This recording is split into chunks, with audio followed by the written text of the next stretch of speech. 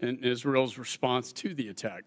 The witnesses will discuss the circumstances surrounding this brutal attack and Israel's response, U.S. support to Israel, and the potential for broader regional conflict and terrorist attacks against U.S. interests. I now recognize myself for an opening statement. On Saturday, October 7th, Israelis woke to rockets raining down on them from Gaza and Hamas terrorists breaking down their doors. They were invaded in their homes, brutally murdering over 1,400 people, including over 30 Americans. Hamas terrorists killed babies and toddlers.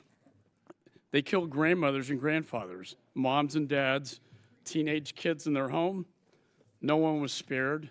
Innocent civilians slaughtered because of their ancestry and their faith. At least 241 people were taken hostage by Hamas's terrorists and are still being held in Gaza.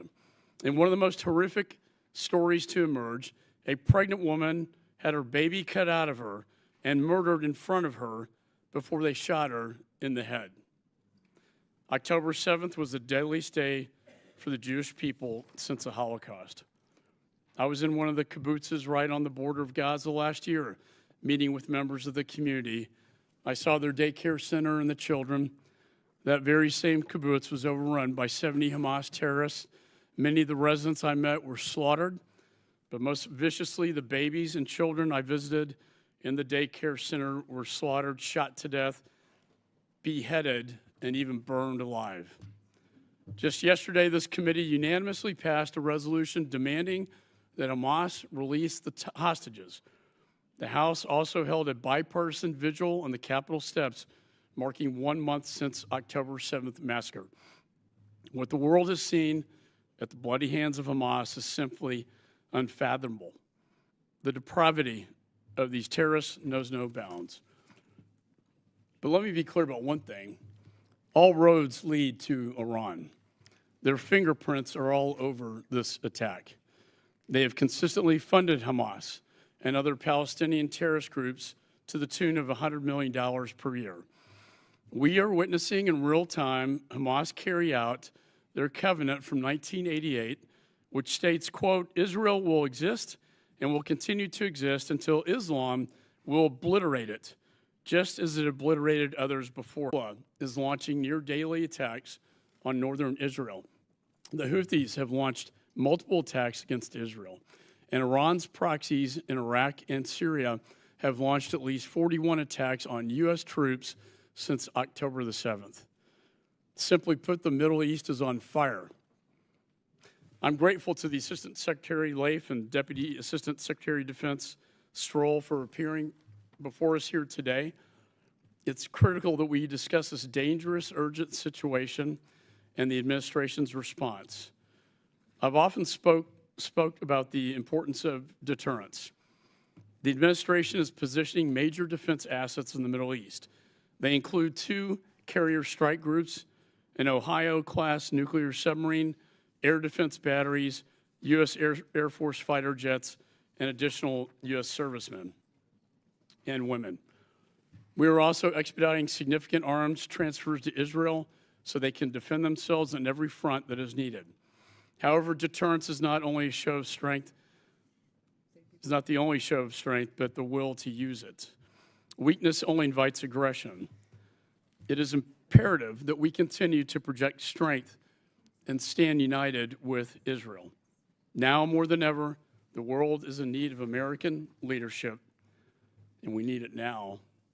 And I'd like to thank the witnesses for being here today. And with that, I'd like to recognize my dear friend, the ranking member, Mr. Meeks. Thank you, Mr. Chairman.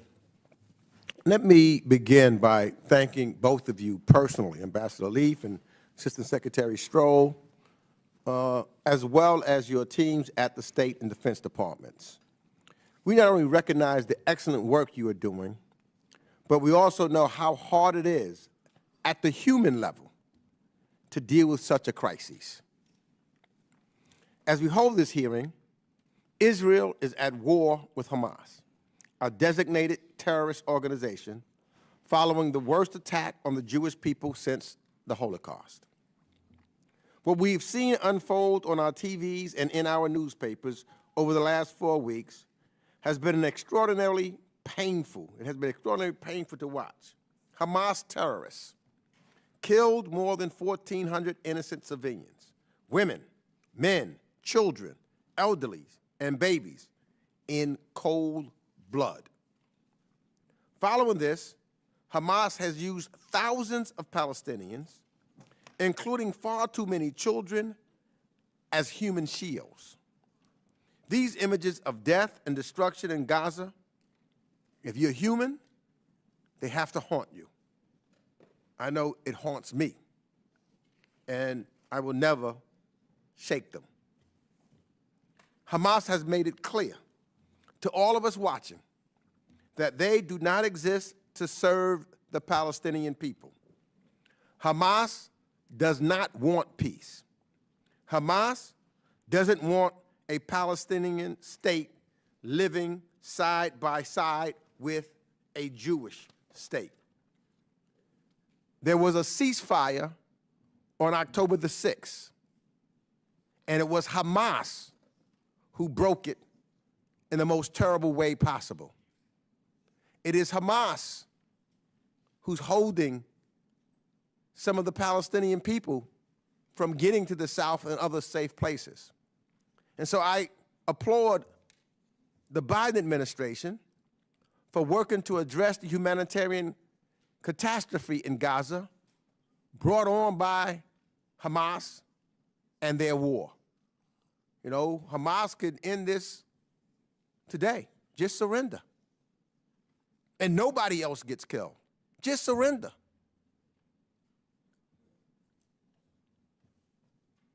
The United States has provided an initial contribution of $100 million and will be providing more upon passage of a comprehensive supplemental bill. We are calling for humanitarian pauses, which would allow humanitarian goods to enter and for civilians to get out of harm's way. And we continue to support the establishment of safe zones where Gazans can seek shelter. We have helped facilitate the movement of life-saving supplies into Gaza through Egypt and are working to increase these deliveries. Ambassador Leaf, I hope you can share with us some additional details about the administration's work to support Gaza's civilians despite the extraordinary challenging conditions. I had hoped also that our body would have taken the matter of funding for Israel and the humanitarian crises unfolding around the world in Gaza with the same seriousness as the administration has, quite frankly. But unfortunately, I don't believe we have. Instead, with the new speaker, Speaker Johnson, and his leadership, seems to me that last week we played some politics with our national security. Support for funding for Israel, time and again, has been a bipartisan manner that Congress has kept out of politics. And we have given Israel aid without any conditions.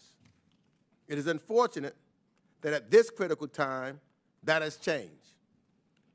Speaker Johnson brought an Israel-only supplemental to the floor. This supplemental is unprecedented.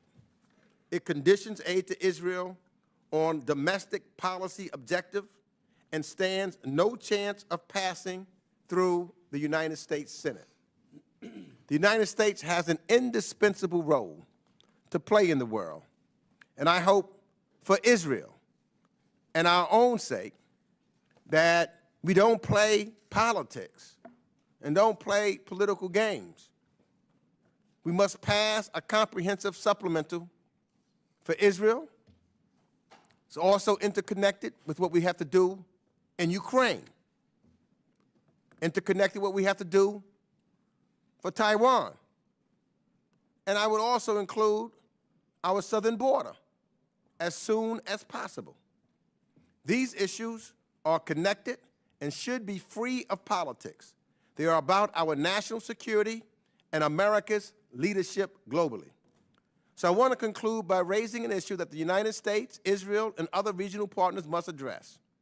What does a successful ground operation in Gaza look like, and who will administer the Gaza Strip if Israel's efforts to remove Hamas is successful? So I'm going to be raising those questions. So in the days, weeks, and months ahead, I know the United States will continue to stand steadfastly with Israel to assure its long-term security. We will also, as President Biden has outlined, remain committed to ensuring that civilians in Gaza have access to safe areas and continue to have access to food, water, medical care, and other assistance without diversions by Hamas. We must also stay keenly focused on working to get U.S. citizens and their immediate family members to exit Gaza safely and bring all of our hostages home. So let me end by just saying thank you once again to our witnesses for being here, and I look forward to hearing from you in a short while. I yield back. Gentleman yields. And let me just say, I too agree we need to move swiftly on a national security aid package that both addresses the threat from Russia to Ukraine and Europe, the threat from communist China to Taiwan and the Pacific, the threat from the Ayatollah in Iran to Israel by its proxies, and the southwest border, which is the last line of defense, to stop these threats from coming in.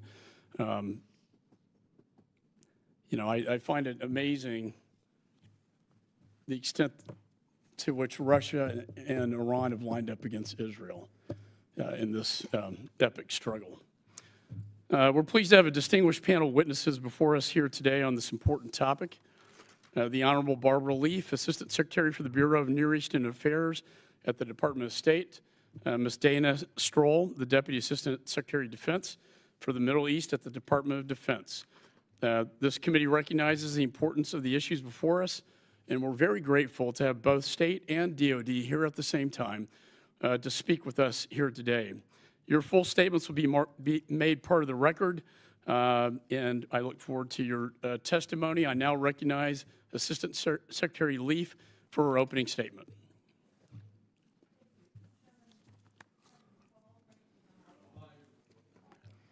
Sorry. Chairman McCall, Ranking Member Meeks, thank you for inviting me to testify today on this important set of issues. While I'm here about Gaza, I want to underscore the urgency of the President's full supplemental assistance requests, including $3.5 billion in FMF for Israel, $200 million in State Department operational funds to meet the needs of embassy security and U.S. citizen services in this crisis, and $10 billion in global humanitarian assistance. I returned Monday from the region from 2 weeks in the region. I joined Secretary Blinken for meetings with our Israeli and Arab partners aimed at demonstrating support for Israel's self-defense, consistent with international humanitarian law, preventing the conflict from spreading, securing release of Hamas's hostages, including American citizens, and addressing the humanitarian crisis in Gaza. The Secretary urged Israeli leaders to work humanitarian pauses into their campaign to allow more critical aid into Gaza, to enable civilians to access aid and move to safer locations, and to further the release of hostages. He also underscored the U.S. commitment to a negotiated two-state solution as the only way to achieve a just, durable resolution to the Israeli-Palestinian conflict. We met regional partners who, like us, see Iran and its proxies working to exploit this crisis. We made clear that we will not stand by idly if others join or escalate the conflict. The October 7th Hamas terrorist attack was the worst attack on Israel since the 1973 Yom Kippur War, but no prior conflict targeted Israeli civilians to this extent. Many said the terrorist attack evoked the trauma of the Holocaust. How Israel conducts this war matters deeply. The U.S. stands unequivocally for the protection of civilian lives during conflict.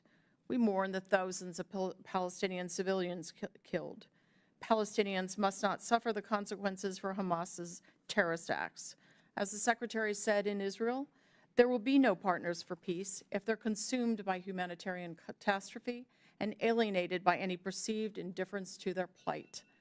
In support of U.S. citizens, the Department has had a task force operating 24/7 to coordinate U.S. government efforts since October 7th to protect them and our diplomatic personnel and facilities. Over 14,000 U.S. citizens and family members have departed Israel, the West Bank, and Gaza since October 7th.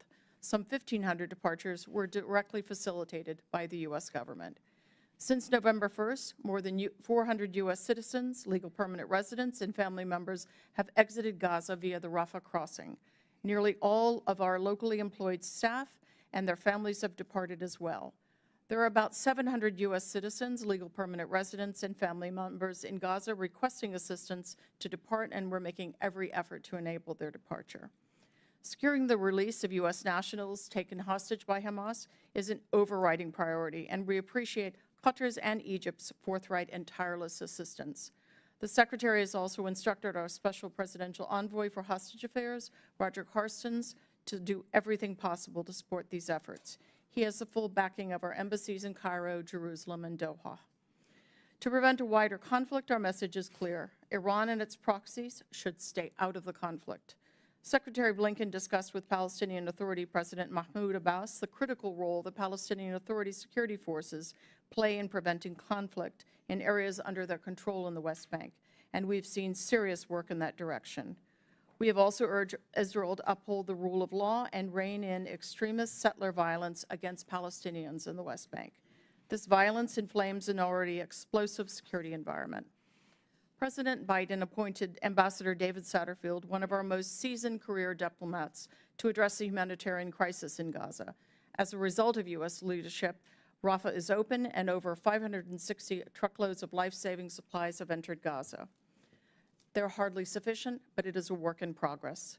We've urged Israel to restore access to electricity and water and allow sufficient levels of fuel for desalination, distribution of humanitarian goods, wastewater treatment, medical care, and basic activities for civilians. Our partners are scrutinizing our response, as are our strategic competitors. After years of false narratives claiming the U.S. is abandoning the region, we are demonstrating we will stand resolutely by our ally and our partners.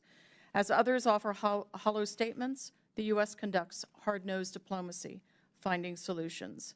But we must be clear-eyed about what lies ahead.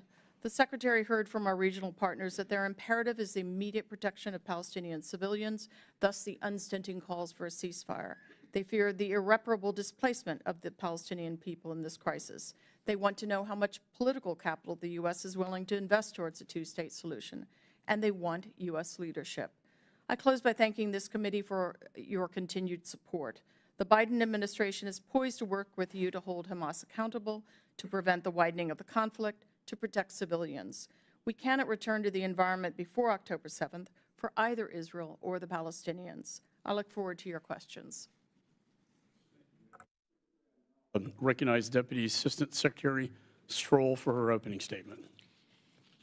Chairman McCall, Ranking Member Meeks, distinguished members of the committee, thank you for inviting me to testify today alongside Assistant Secretary Leaf.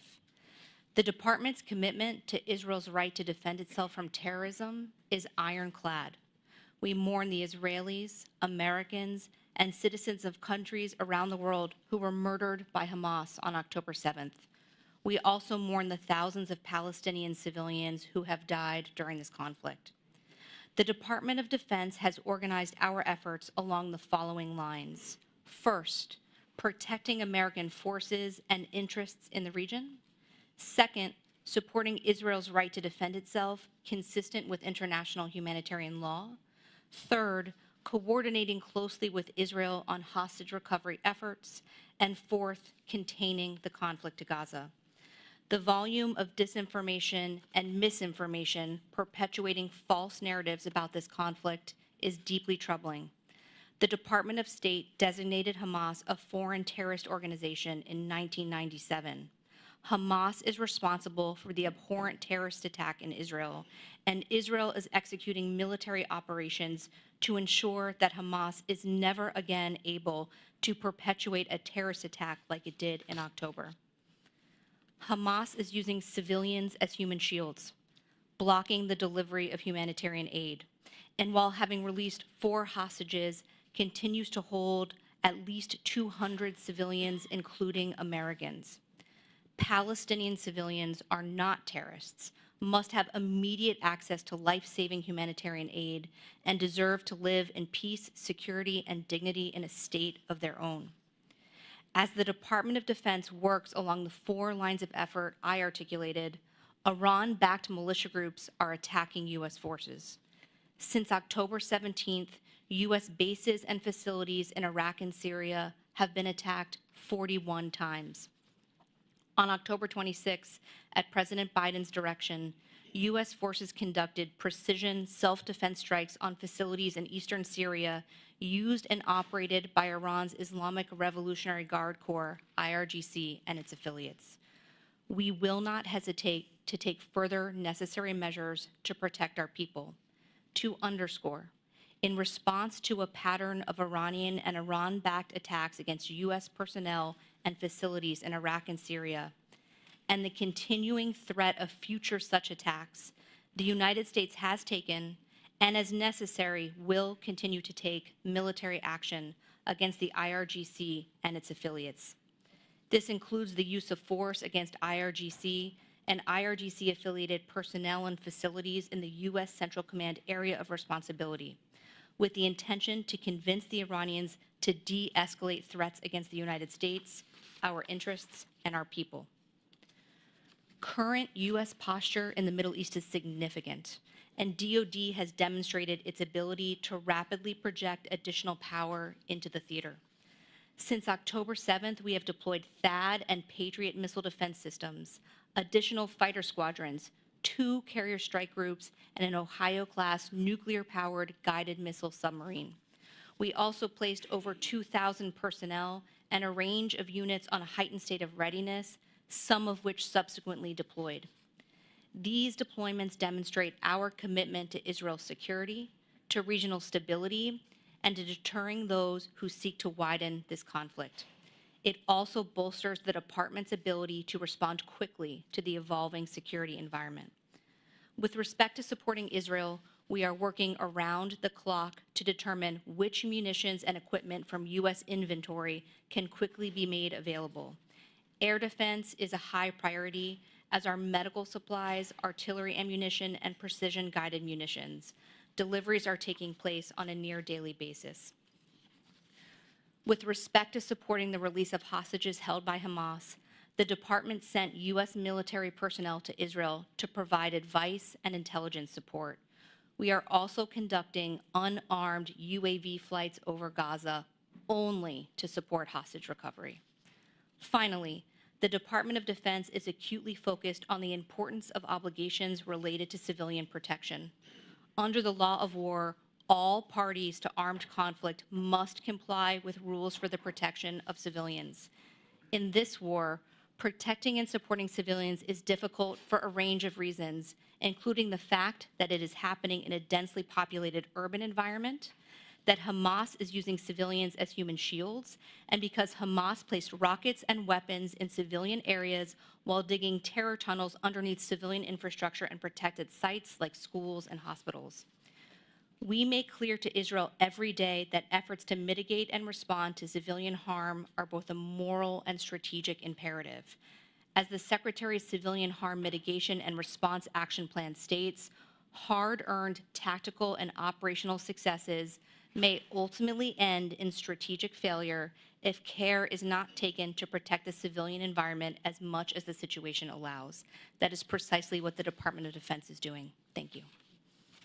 Thank you, Secretary. I now recognize myself. To start out, just so I have a situational awareness of what is happening on the ground in Gaza, according to my briefings, the IDF, that is the Israeli military forces, are beginning to circle Gaza City in a very slow and determined effort to eventually bring Hamas out of the tunnels, and that a barrier or a blocking position is being built in the center of Gaza, a very narrow strip, to then eventually turn southern Gaza into a humanitarian zone. The Rafah gate is open. About 100 trucks are going in with food, water, and medicine. And Israel's providing the fuel because the fuel can be used by Hamas to light up their tunnels. We don't want them to do that. We want the fuel to be used for the hospitals. Is that a fair and accurate assessment?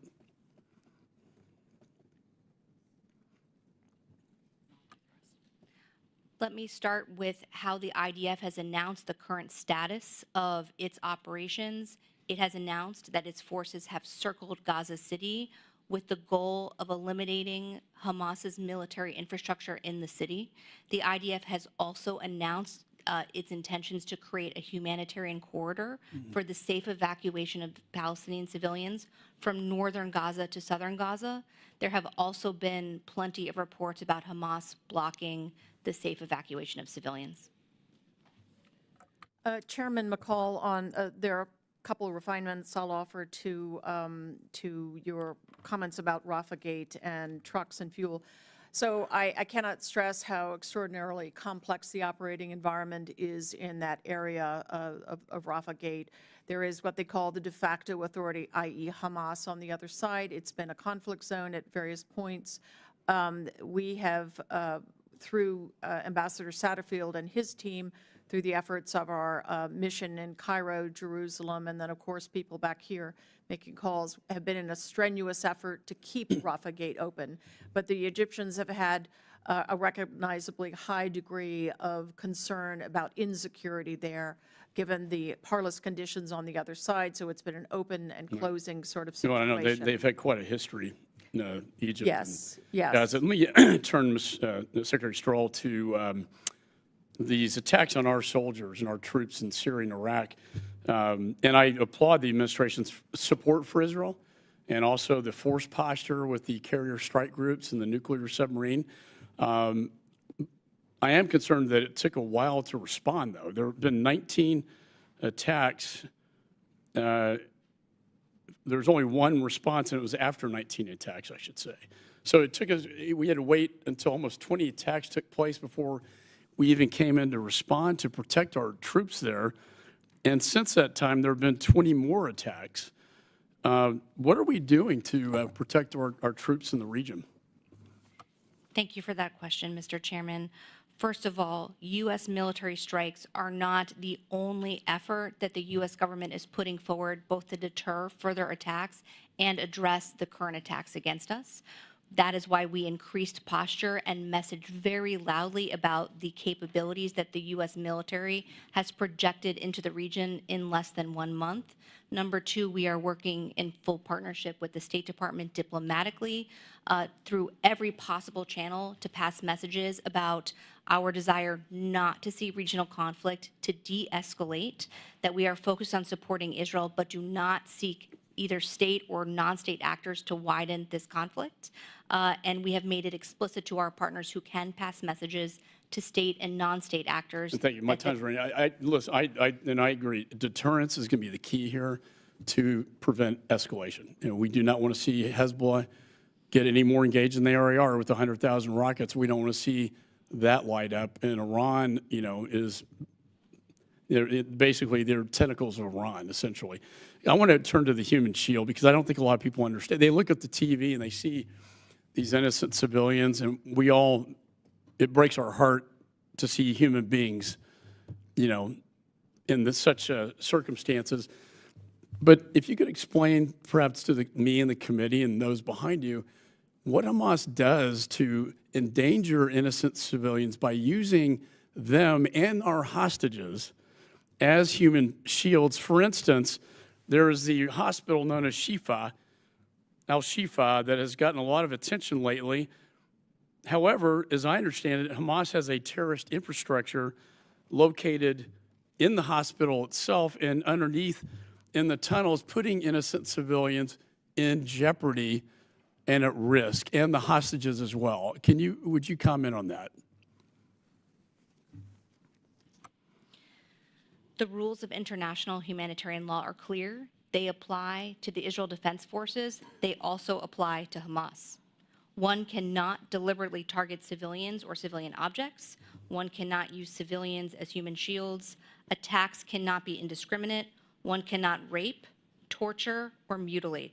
One cannot take hostages, and attacks cannot cause excessive loss of civilian life or damage to civilian objects in relation to their military advantage are prohibited. There is documented evidence. There is plenty of images out there. Some of it, Hamas has put out itself to praise its use of terror tunnels, its obfuscation of weapons and rockets inside civilian structures, including hospitals, mosques, and schools. And my question to the two of you last very quickly, would you say that Hamas is then, according to your testimony, in violation of international humanitarian law? Mr. Chairman, yes. Secretary? Absolutely. Would you say that Hamas is also guilty of war crimes and genocide? Yes. Yeah. Yes. I would caution those participating to not shout out. We appreciate peaceful protests, but we want to keep it peaceful. With that, Chair recognizes Ranking Member Mr. Meeks. Thank you, Mr. Chair, and I want to thank you for that last explanation, because I think that's something that does need to be clear in regards to who Hamas is. Committee will come to order. 10,000 civilians have been killed. Nobody's trying to prevent civilians from being killed in Gaza. It's a genocide. It's slaughter.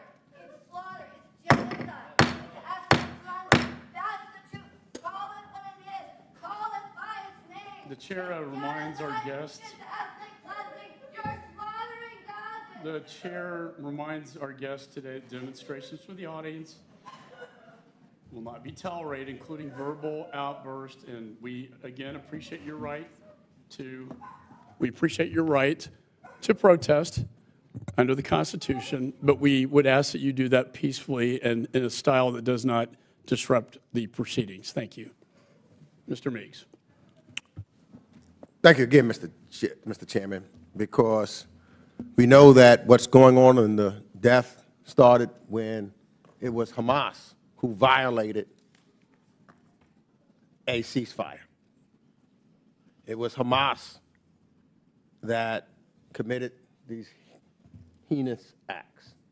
And it is Hamas who have stated that these deaths, it's good for them as far as martyrdom, because they will never stop until they destroy Israel.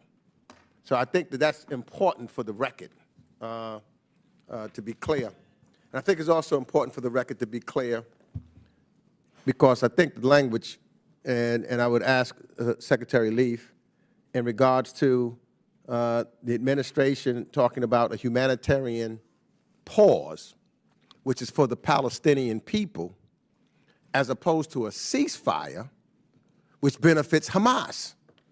And I think that most people want to make sure that the innocent Palestinians are giving a safe space and moving forward, and that's why the administration has called for a humanitarian pause.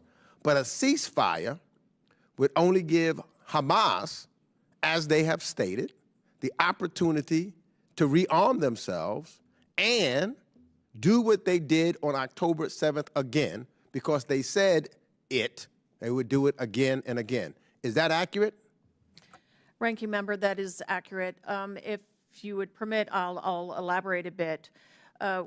When the Secretary came out on his visit to the region last week and met with Israeli leaders, at the President's request, he put on the table what we believe is a timeliness for humanitarian pauses. And I do stress pauses, because these should be embedded into current operations, and they can be. And those will allow civilians to move out of harm's way.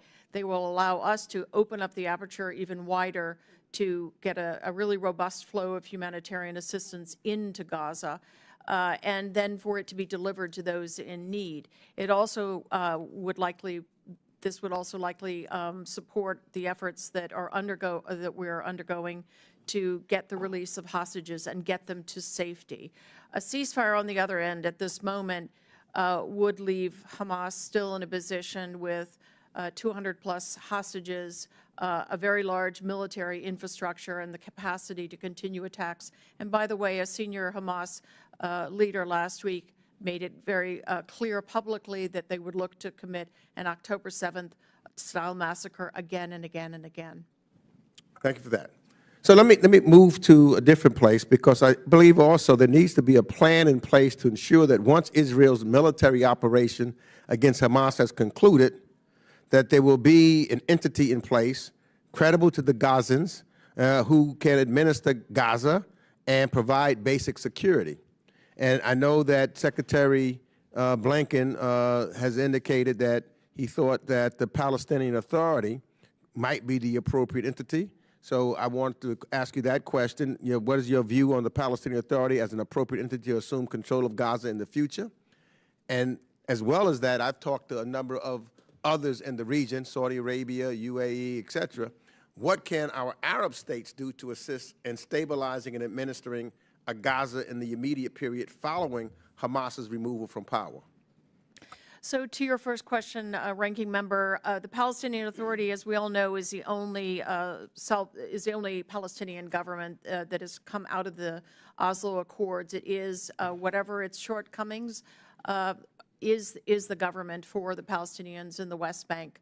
We do believe that ultimately Palestinian voices and aspirations have to be at the centerpiece of post-conflict governance and security in Gaza. We are looking at all of these questions right now. We would like to begin those discussions sooner rather than later. I would say our Arab partners, on the one hand, as we heard from them last weekend in Amman, are very focused on the here and now. They're very focused on the issues of the humanitarian crisis, and they're focused on obtaining a ceasefire. We are doing both things. We're focused on the here and now, but we're also looking over the hill past the conflict and what needs to come. And I'm quite confident that we will find support in our common efforts. But I want to stress that we do think the PA is the appropriate place to look for governance eventually. My time has expired, so I yield that. Gentleman yields. Chair recognizes Mr. Smith. Thank you very much, Mr. Chairman. Let me, Secretary Stroll, you had indicated or talked about false narratives, and I think that's a very important subject to speak about. Nowhere is that more in evidence than at the United Nations, both in Geneva as well as in New York. I chaired a hearing earlier today called United Nations Bigotry Towards Israel, UNRWA, Anti-Semitism Poisons Palestinian Youth.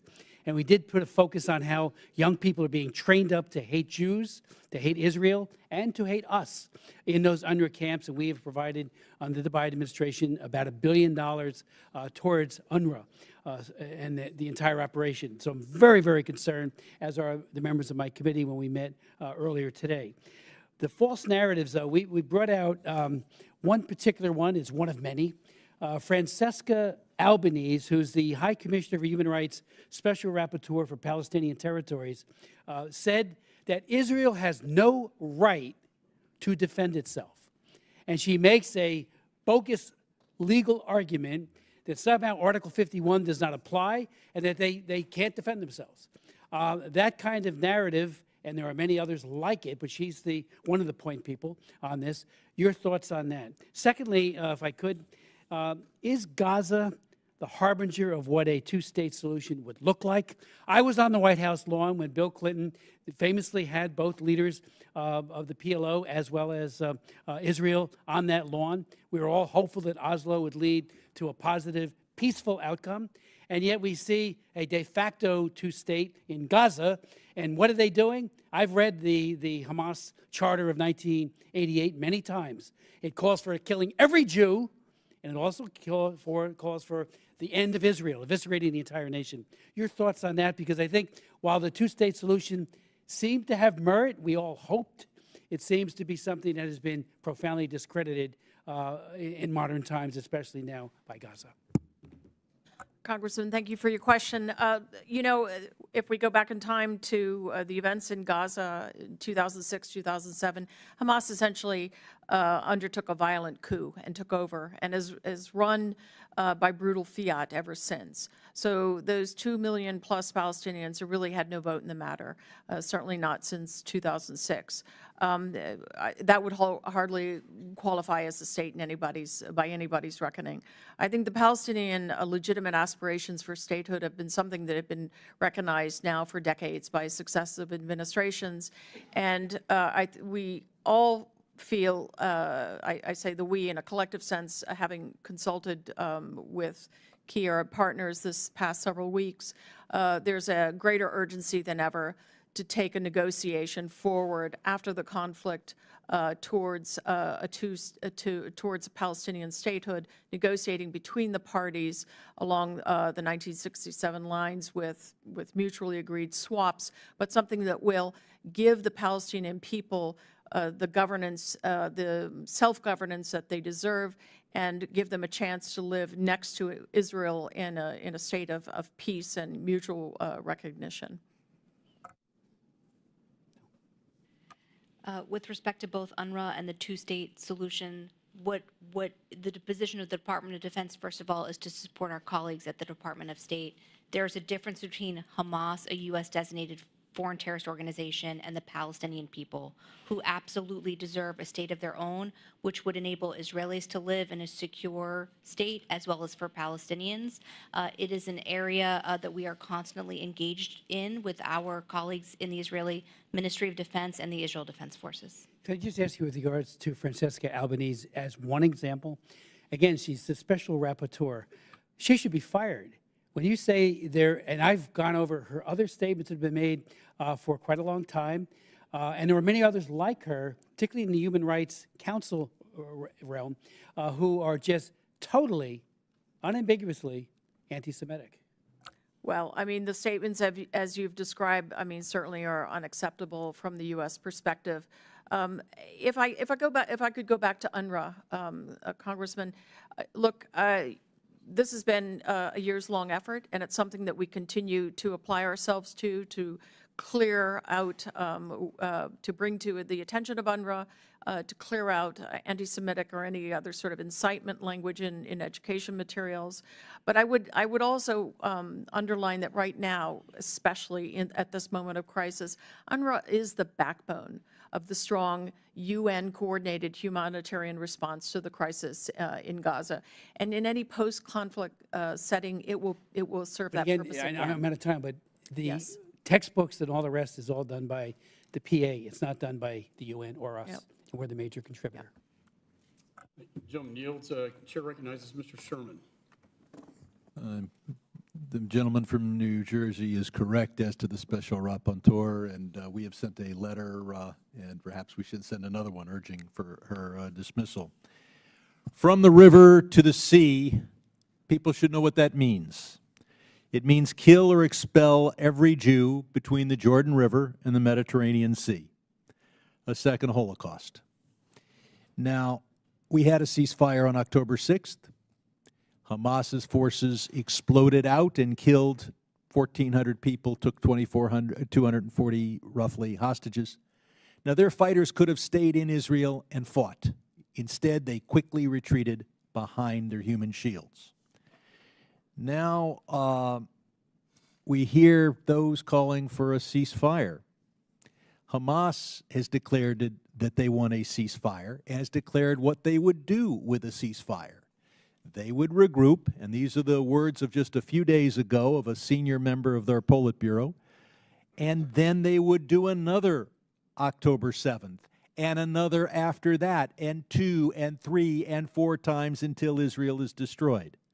So those who delight in the 1,400 Israeli deaths and the butchered babies and the raped women, of course, join that call for a regroup ceasefire and a chance to do October 7 2, 3, 4, 5 times. Now, in any war, a country has got to weigh achieving its military objectives, avoiding casualties of its own forces, and minimizing civilian casualties on the other side. Israel has gone beyond the United States and any other country in every way to sacrifice its own soldiers, to sacrifice or delay its military objectives in order to avoid civilian casualties. When in our bombing of North Vietnam or Germany or Japan did we ever warn civilians or anyone else and give up the possible surprise? When did we provide food shipments to Nazi Germany or Japan or North Vietnam? In fact, it was a British and American blockade of Germany and Austro-Hungary that pretty much led to their defeat, a food blockade. When did we ever provide fuel shipments to Japan or Germany or North Vietnam? In fact, we bombed and destroyed every fuel facility we could. Yet Israel warns. Israel facilitates food, and America, its ally, pays for that food. and Israel is allowing fuel in spite of the fact that Hamas stockpiles it. I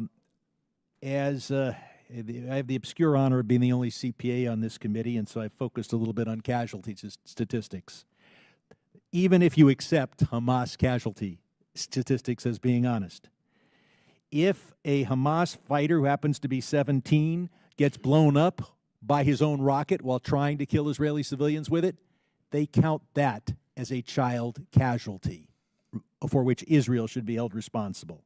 If a rocket falls, as 1/3 of them do, onto Gaza and explodes, as it did at that famous hospital, they try to hold Israel responsible. And if Israel kills a Hamas commander, that death is included along the deaths that we are now told are the civilian casualties. Ms. Assistant Secretary, we hear calls for a ceasefire. Is there any proof that if a ceasefire were declared today, that all the hostages would be released tomorrow or immediately? No, Congressman, there's not. There's no guarantee. Now, Israeli officials are doing a lot to minimize civilian casualties. They provide the warnings. We've seen several humanitarian pauses, basically a permanent pause around the Rafah gate. Can you describe in other ways how IDF has reduced civilian casualties? Or perhaps the Deputy Assistant Secretary. Let me start by adding even more details to your outline of what Israel does to prioritize protection of civilians. They have dropped 1.5 million leaflets in Gaza asking civilians to evacuate.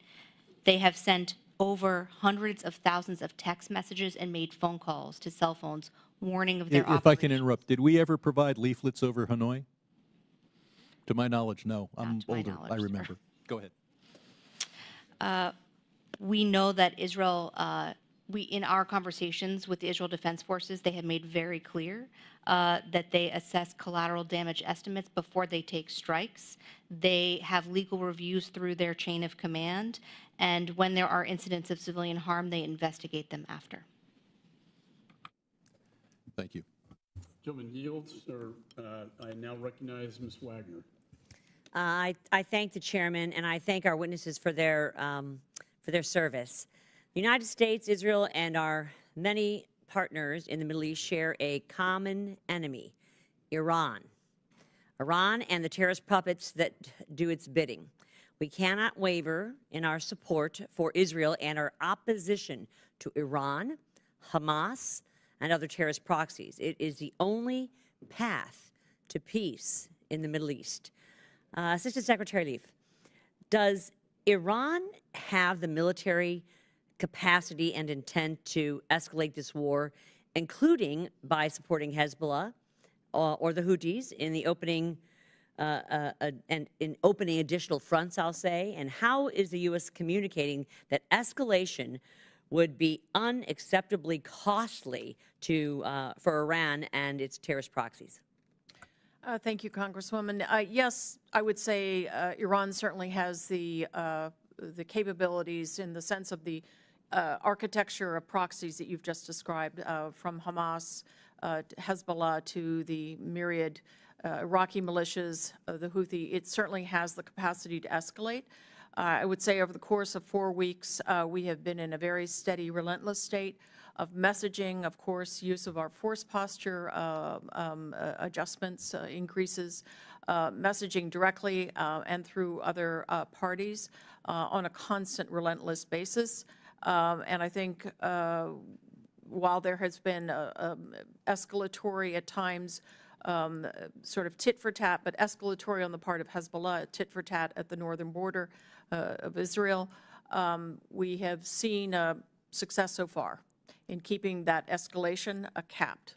Deputy Assistant Secretary Stroll, last week a Wall Street Journal article reported that the Wagner Group, Russia's paramilitary arm, plans to provide an air defense system to Hezbollah, specifically the Russian SA-22, with concerns that Hezbollah may open up a northern front against Israel, knowing the capacity that they have and the number of rockets that they have. What are the ramifications to Israel's security if Russia increases the transfer of weapon systems to Hezbollah? And what is the likelihood that Russia will provide offensive weapon systems to Hezbollah and other proxies of Iran like Hamas?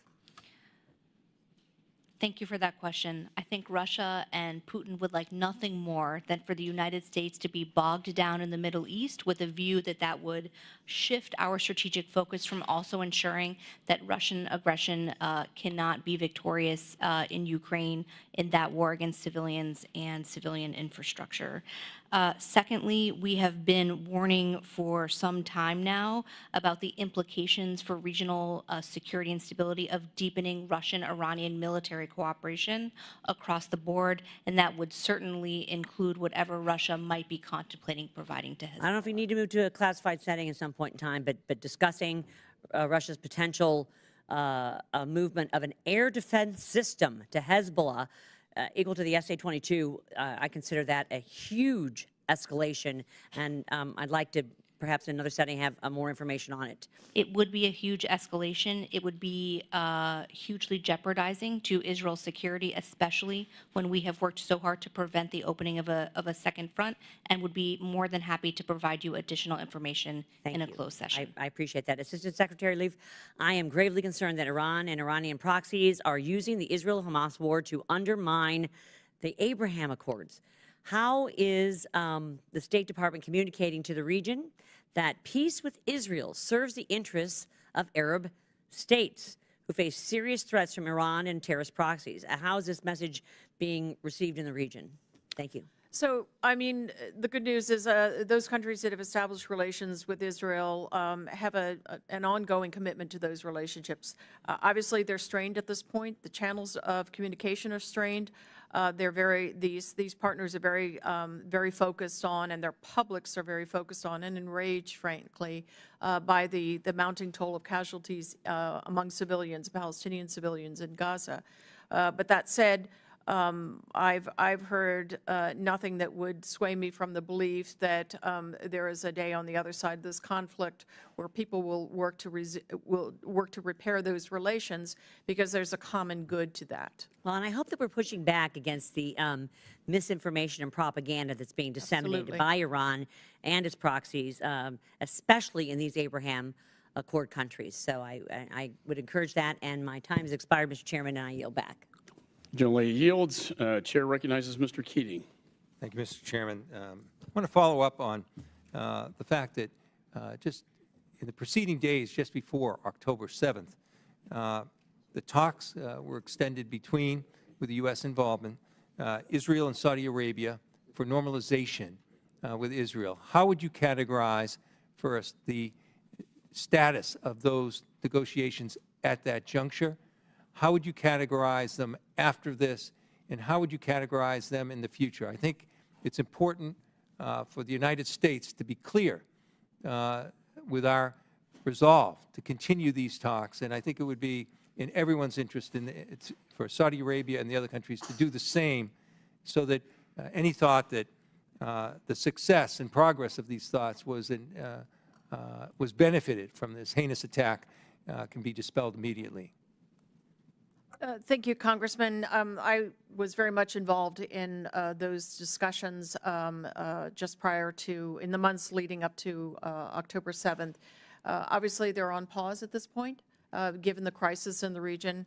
But I think it's fair to say that Saudi leadership saw a strategic benefit in pursuing this. They asked the U.S. to be the midwife to this set of agreements. We were deep into discussions on a number of fronts. Ironically, we were just on the cusp of beginning the discussions about what we call the Palestinian component to that normalization agreement. And it's something that I would expect to be able to resume on the other side of this crisis. And because there is a larger good here for all of the parties. But I will say, very candidly, this conflict, this crisis has roiled up just a huge amount of public anger towards Israel, towards us. This is something we're going to have to work through.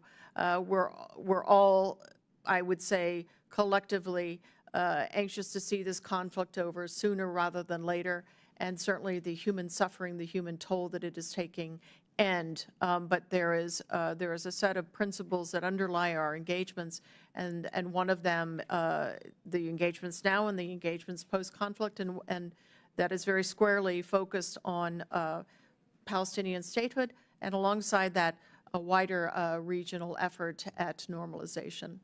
In your opening statement, you made reference to the fact that one of your primary objectives is to protect U.S. troops in the region.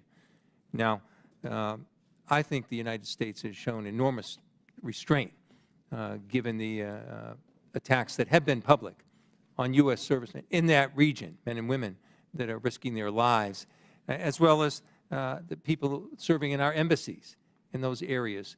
Could you give us the status of what the current threat is to our embassies, what it is to our service people, our service members on the ground, as well as what steps we've taken to upgrade our security of both our military and civilian people on the ground in this region? So, Congressman, we'll split the question if you'll allow us. In terms of our diplomatic missions, so look, since the beginning hours of this crisis, we anticipated that there could be public churns, and there could be certainly an escalation of terrorist attacks, both from known groups as well as lone wolf attacks. So we've been in a steady state with all of our mission leadership of calibrating, looking every day at the security situation, and calibrating decisions about whether to, for instance, send home non-essential personnel or allow family members to depart in some cases. So we've done the necessary where we thought it was useful for embassy staffing, where, and if, for instance, in Iraq in our mission, Consulate Erbil is still open, Embassy Baghdad is still open, but we have reduced non-essential personnel given the volatility of the situation and the possibilities of conflict. Thank you, Congressman. Cognizant that time is short, I'll be very succinct. There have been over 41 attacks on U.S. forces in Iraq and Syria. U.S. forces in Iraq and Syria are there only for the Defeat ISIS mission in support of local partners for no other purpose. Since October 17th, we have flowed additional air defense assets in to protect against the increasing pace and severity of the attacks by Iran and Iran-backed groups against our forces. We have also demonstrated, as President Biden has said, he has no higher priority than the protection of U.S. forces, that we are prepared to use military force, demonstrated that we will use force in self-defense as we did. If I could, I've got 5 seconds left. I just want to emphasize the fact that this is 13 days ago, as we sit here, Hamas was in Moscow in talks that I think we'll deal with in classified session. But as our service people, as our embassies are threatened, it's important to remember Iran and Russia and their role in this as well. I yield back. Gentleman yields. Chair recognizes Mr. Mast. Thank you, Chairman. Do either of you monitor the Gaza Health Ministry? I do not. No. No? So I think it's, decent to look at. It's what the lady that got pulled out was parroting when she said 10,000 civilians were killed. And it's not just what they were parroting in back there. It's literally what UNRWA parrots. And then when UNRWA parrots it, it's what Al Jazeera and New York Times and BBC and everybody else, it's what everybody else starts parroting. And I'm going to read to you directly from them what they want everybody to parrot. So accordingly to the Gaza Health Ministry, 9,770 people have been killed. This is in Gaza. 70% were women, children, older persons. 24,158 people injured. 2,260 reported missing. At one point, 521 families, 3,109 citizens, and they give very specific information. Do you notice anything glaringly missing from what I just mentioned to you from the Gaza Health Ministry report? Is there anything that strikes you as glaringly missing? I'm sorry, I don't know what you're referring to. Combatants. They didn't mention the word combatants No, at all. because they mingle them. Exactly. That's exactly the point.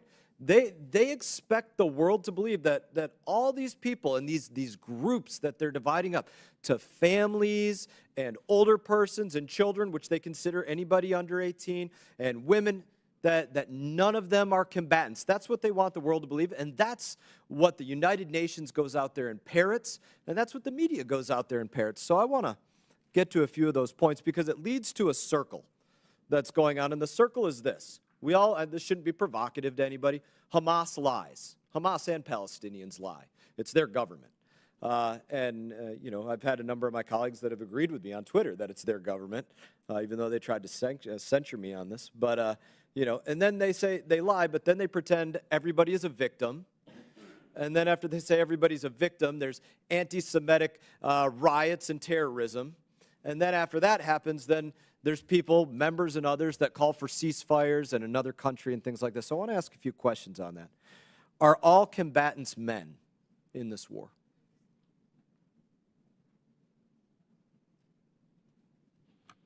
We're not on the ground and would not be in a Do you think position they're all? to confirm. Do you think they're all men? You're in DOD. You monitored Iraq and Afghanistan. Are all combatants men? Generally speaking, all combatants are not men. Thank you. Are they all over the age of 18?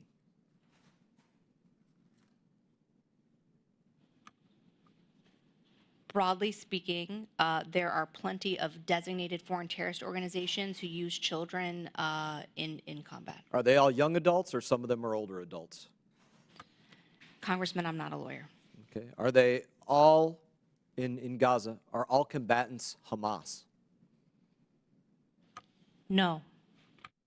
Are they only individuals that wear black hoods and green headbands?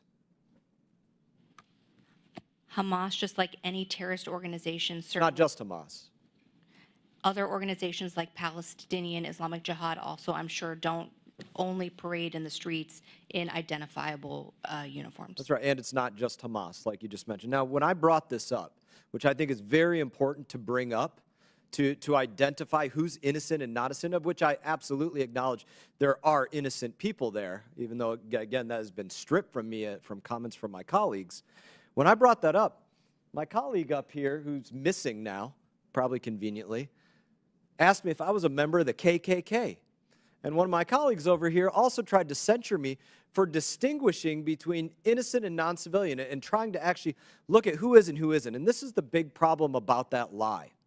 That lie is actually worse than the Al-Ali hospital bombing lie that was told by Rashida Tlaib in the New York Times and the Associated Press, because that is a much more persistent lie that Hamas is begging, Palestinians are begging members of Congress to make. They're counting on the fact that people here won't try to distinguish that it's not just Hamas terrorists. It's also Palestinians, it's also women, it's also under 18, it's also older people. And when they do that, they get that circle of lies where they think everybody thinks over there they're a victim, and then they get the anti-Semitic riots and terrorism, and then they get the people calling for ceasefires and for making them a second state. And that's why that lie, and these people unwilling to question that and yelling at me for questioning that, are creating a much more persistent problem than even what Rashida Tlaib put out there. And I yield back. Gentleman's time has expired. Yields back. Chair recognizes Mr. Barron. Thank you, Mr. Chairman. Thank you, Ranking Member. You know, the events of October 7th are tragic. You know, having spent some time in Israel, you know, twice in the past few months prior to October 7th, having been to Surat, having previously been to having lunch with some of the kibbutzes that were attacked. You know, many of those individuals that I met, many of the young people were the most pro finding a two-state solution. And you know, what's tragic about October 7th is that may be an impossible dream for the foreseeable future. You know, we stand with Israel. We stand with Israel's right to defend itself. We stand that Israel is a Jewish homeland. But you know, reading an article in the New York Times this morning where they were quoting Hamas's leadership on what their intent was. And their intent and their fear was that the Palestinian cause was slipping away. It wasn't central to dialogue. They were watching our facilitated negotiations with Saudi Arabia and Israel. They were watching the Abraham Accords. And their goal was to, there's not a tactical strategic benefit to beheading a baby or killing a child in front of their parents or killing parents in front of a child. That's to provoke terror. That's to provoke a reaction. I'm just quoting Hamas's leadership. They wanted this reaction. They wanted and anticipated that Prime Minister Netanyahu, that the Israeli government, the IDF, would have to respond to this terror and a heinous attack. And Hamas, from my calculation, understood that there would be a major civilian toll, and they would want to use that, the loss of innocent Palestinian civilian life, to start to bring the Arab world back into a focus on the Palestinian cause. That they will continue to do this because it is their strategy to continue to provoke terror, to try to foment unrest in the streets. And I do worry that Prime Minister Netanyahu's response is exactly what what Hamas wants them to do, which is now also isolating Israel, and the world is creating anti-Semitic attacks on our college campuses around the world.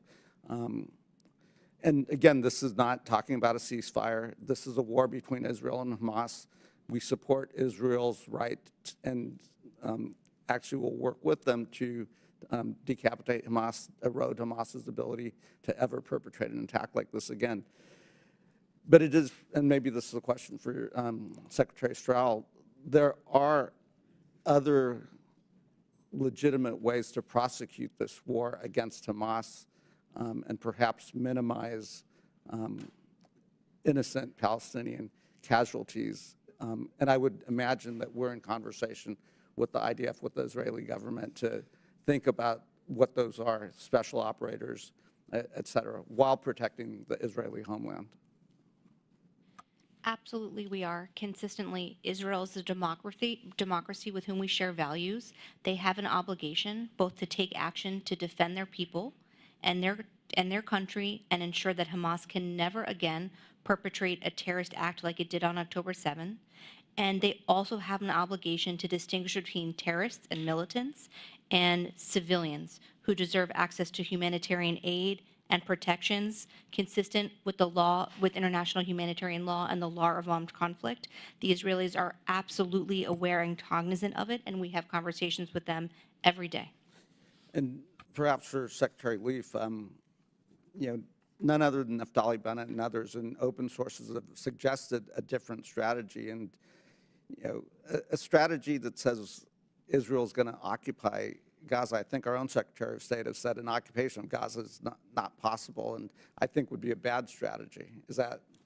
Yeah, Congressman, in fact, I'd love to quote a few things that Secretary Blinken said today in Tokyo at the G7 ministerial, because it gets to a number of points that you've made. He said the only way to ensure that this crisis never happens again is to begin setting the conditions for durable peace and security, and to frame our diplomatic efforts now with that in mind.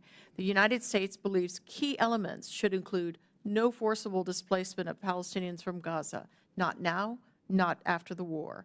No use of Gaza as a platform for terrorism or other violent attacks. No reoccupation of Gaza after the conflict ends. No attempt to blockade or besiege Gaza. No reduction in the territory of Gaza. And I would add to that a few affirmative principles that I know the Secretary feels very strongly about and that inform our approach now, and they will certainly inform our approach after, which is that, as I said earlier, Palestinian people have to be at the center of post-conflict governance. The West Bank and Gaza must ultimately be treated as a common polity, if you will.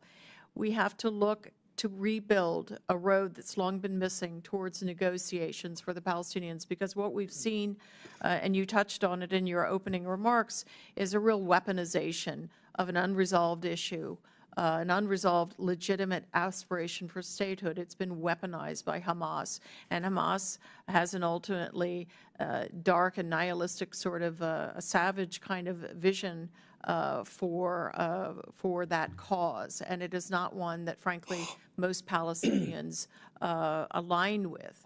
but Hamas and other members of Iran's so-called axis of resistance are very much desirous of weaponizing that issue, and so we must take it away from them, frankly. Gentleman's time has expired. Chair recognizes Mr. Wilson. Thank you, Mr. Chairman. And Assistant Secretaries, your service of State and Defense has never been more important. It's really bipartisan. We want you to be successful. We want the President to be successful. It's critical for American families that you be successful. I'm very grateful with the leadership of Chairman Mike McCall, the Ranking Member Greg Meeks. It is bipartisan that we want you to succeed. But it's so critical because, indeed, I believe the Washington Post is correct last week when they cited that American families are at greater risk today of another 9/11 mass murder than ever. And so we've just got to be together and get these issues addressed. And to me, it's perfectly sadly clear that we're in a war we did not choose, of dictators with rule of gun invading democracies with rule of law. And it's an axis of evil. It began with the war criminal Putin when he conducted mass murder on February 24, 2022, invading Ukraine. It then, on October 7th, we know the massacre by the Iranian puppets who came in to massacre the people of Israel.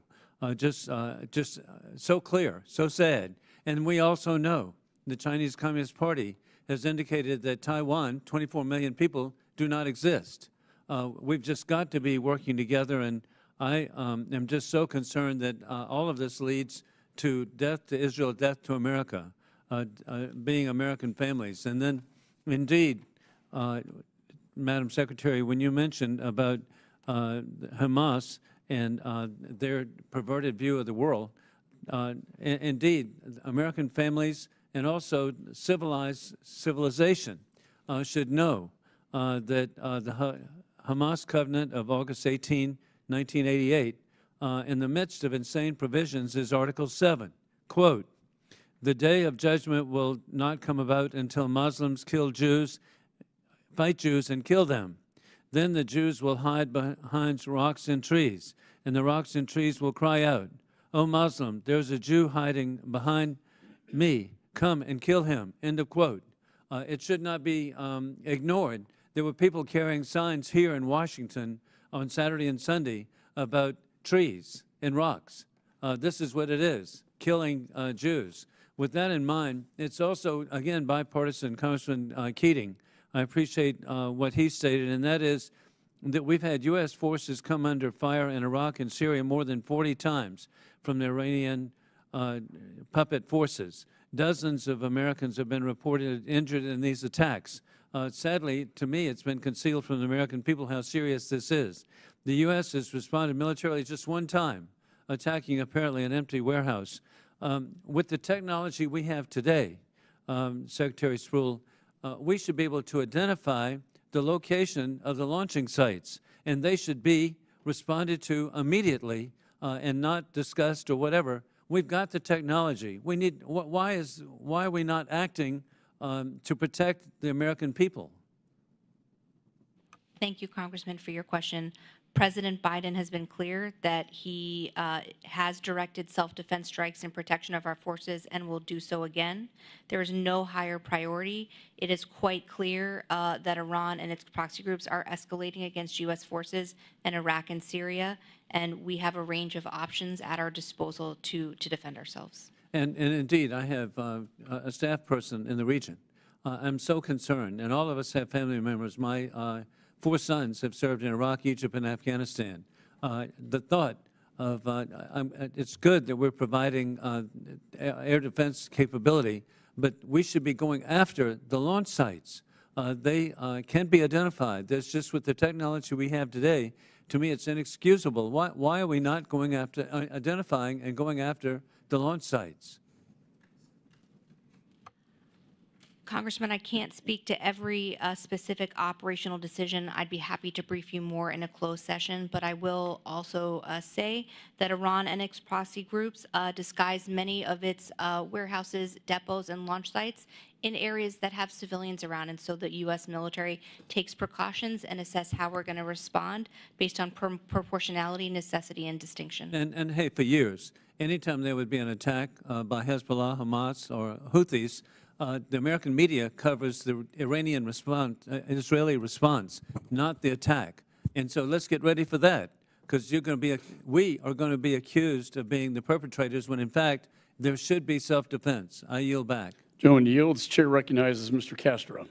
Thank you, Chairman. I think that all of us, or almost all of us, were shocked and enraged by the attack on October 7th. I certainly expressed that.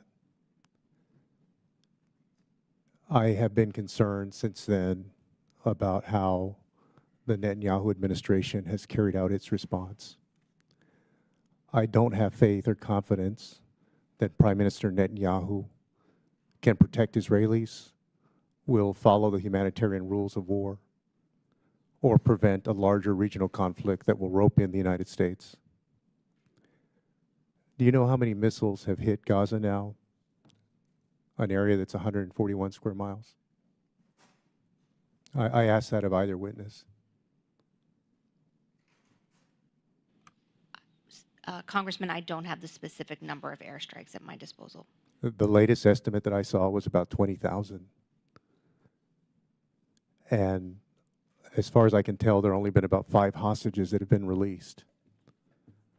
It seems to me that Prime Minister Netanyahu is prioritizing collective punishment over the release of hostages. And I'm very concerned about that. Please. Thank you for that question. I'm not going to characterize the prioritization of the Israel Defense Forces. What their operations in Gaza are intended to dismantle the military infrastructure of Hamas that made it possible to perpetrate an attack like the world saw on October 7th. And I want to be clear, I think they should be able to protect themselves against a similar attack. We have long supported them in their ability to do that. But they also directly struck an ambulance. They struck refugee shelters 2 or 3 times. How do we explain that as we take votes for support? As we try to assess the situation, I think just as the world is aghast at the barbarity of what happened October 7th, the world also looks at that and asks the question about why an ambulance, why 30-something members of the press have been killed, why 4,000 or 5,000 children have already been killed. They're extremely serious questions, and we should hold Israel and the Israel Defense Forces to the same standards that the U.S. holds any ally or partner, and that is adherence to the law of armed conflict and necessity, distinction, and proportionality in its execution and implementation of its military operations. With respect to the ambulance convoy, this is a good example of the misinformation and disinformation environment. The Israel Defense Forces announced that they saw Hamas terrorists using the ambulance to conceal militants and weapons. It is also incumbent on the Israel Defense Forces and the Israeli government to make that information known so the world can understand how Hamas disguises itself and its tactics in civilian structures.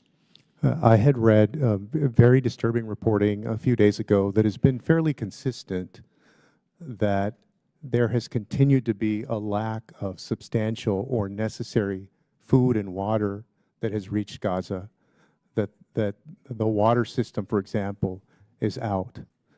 Can you please tell us what the latest humanitarian situation is there? Yes, Congressman, the water system has been a focus of our efforts. The water was initially shut off. We got the Israelis to turn it back on. Some of the pipes, there's several major pipes. They've sustained damage at different times. The Israelis have worked to repair the damage where they could. The operating environment for getting humanitarian assistance in is unbelievably complex. And as I said, it's this combination of the Egyptians having very legitimate concerns about influx of fighters disguised as I guess, because I'm running out of time, sorry. I want to ask one more question, please. perhaps for the record. But I would ask that the State Department, that the Biden administration do everything it can to make sure that humanitarian assistance, regardless of who's holding it up, makes its way to the people there. My final question, I'll try to read it in time. On Monday, Israeli Prime Minister Netanyahu said that he intends for Israel to have, quote, overall security responsibility over Gaza for, quote, an indefinite period. Israel's heritage minister, who proposed using nuclear weapons on Gaza and was not forced to resign for that statement because Benjamin Netanyahu, for his coalition, is partly beholden to the far right, has proposed establishing settlements in Gaza.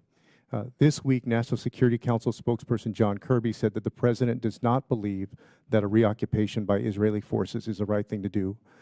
For the record, what alternatives to an Israeli reoccupation have you raised with the Netanyahu administration? And does the Biden administration oppose establishment of settlements which are illegal under international law in Gaza? Yes, we absolutely oppose them, and we also oppose a reoccupation of Gaza by Israel Thank or you. any other country. I yield back. Gentleman yields. Chair recognizes Mr. Burchett. Thank you, Mr. Chairman. Appreciate the opportunity to be here, and thank you all for being here. I'm greatly concerned about the safety of Israel and for the safety of Jewish Americans. The responses we've seen around the country to the October 7th attacks, especially at some of our colleges and universities, to me is a problem, especially our public institutions.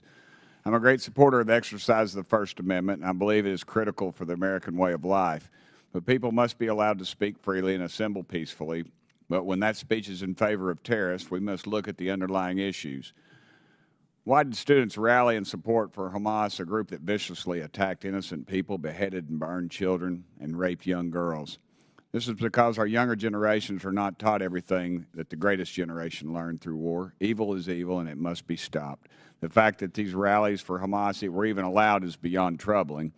Allowing these protests isn't educational progress. This is progressivism at its worst. Students and others that rallied in support of the actions on October 7th have proven their lack of historical knowledge. 80 years ago, this country went to war with the Axis powers that sought to destroy any way of life that they felt was inferior to their own. My family knows these people well. I lost an uncle to the Nazis, and my daddy fought the Japanese in the Pacific. And then he went on to China and fought the communists there for a short while. This is the type of enemy we promised the world we would never allow again. I support the efforts of Israel to rid the world of a group that is hell-bent on murdering Jews. Our attention to this tragedy must be twofold. We must support Israel in this fight, and we must educate our young people that evil is evil and must be dealt with. Thank you, Mr. Chairman. I yield back the remainder of my time. Gentleman yields. Chair recognizes Ms. Titus. Thank you, Mr. Chairman, and thank you to our witnesses. As you have heard all of us say, but I'll say it for the record myself, on October 7th, we all watched in horror as Hamas terrorists murdered, tortured, raped, and kidnapped over 1,400 Israelis. 32 Americans were also killed in that attack. This grotesque assault on our closest ally in the region deserves universal condemnation from every member in this body. The U.S., the UN, and much of the international community have designated Hamas as a foreign terrorist organization. Their stated goal is the destruction and decimation of all Israeli people. Their actions have also demonstrated their indifference towards the safety of Palestinian people. There is absolutely no room for sympathy or equivocation when it comes to Hamas, and about that we should be absolutely clear. I join my colleagues in applauding President Biden for his stalwart support of Israel during this time, and I commend Secretary Blinken for his masterclass in shuttle diplomacy to shore up the U.S. bilateral relationships with our regional partners and to lay the groundwork for intensive diplomatic efforts to achieve sustainable peace. Words do matter, and what we talk about in this committee and in Congress also matters. That's why urging for an adherence to international law and the laws of war while ramping up humanitarian aid is so important. This assertion is not anti-Israeli. Prime Minister Netanyahu himself has agreed to this in principle. I echo President Biden's calls for temporary localized pauses to allow for surges of humanitarian aid, but I remain opposed to a long-term durable ceasefire until all hostages are returned and certain commitments are made by Hamas. A premature ceasefire would give Hamas a reprieve and allow them to regroup, reorganize, and rearm. I also urge at the same time, though, the IDF to reconsider its tactics to ensure its counterterrorism campaign is proportionate. Again, these remarks should not be misconstrued as delegitimizing Israel's campaign to root out Hamas. We cannot accept the false choice that Republicans have been pushing on us when they say you either support Israel in its war effort or you support Hamas. Bolstering Israel's defense and urging the protection of innocent Palestinians are not mutually exclusive ideas. We can and we must do both. I'd like to ask my question, though, more specifically about Turkey. Ms. Stroll, Turkey consistently tops the list of U.S. arms importers and recipients of U.S. military aid because it's considered a strategic NATO ally. I believe Turkey's relationship with Hamas alone is enough to cease all arm exports to Ankara as Erdogan continues to express his sympathy for Hamas, not to mention the fact that Turkey has routinely acted as a spoiler within the NATO alliance. The Arms Export Control Act requires the U.S. government to conduct in-use monitoring of where these military exports go.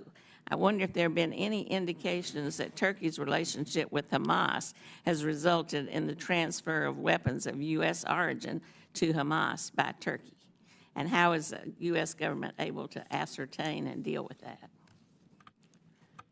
Thank you for your question, Congresswoman. As part of any foreign military sale to any partner or ally, there is robust end-use monitoring for how those weapons are used. We have no indication that anything provided to Turkey has fallen into the hands of Hamas. Well, that's reassuring.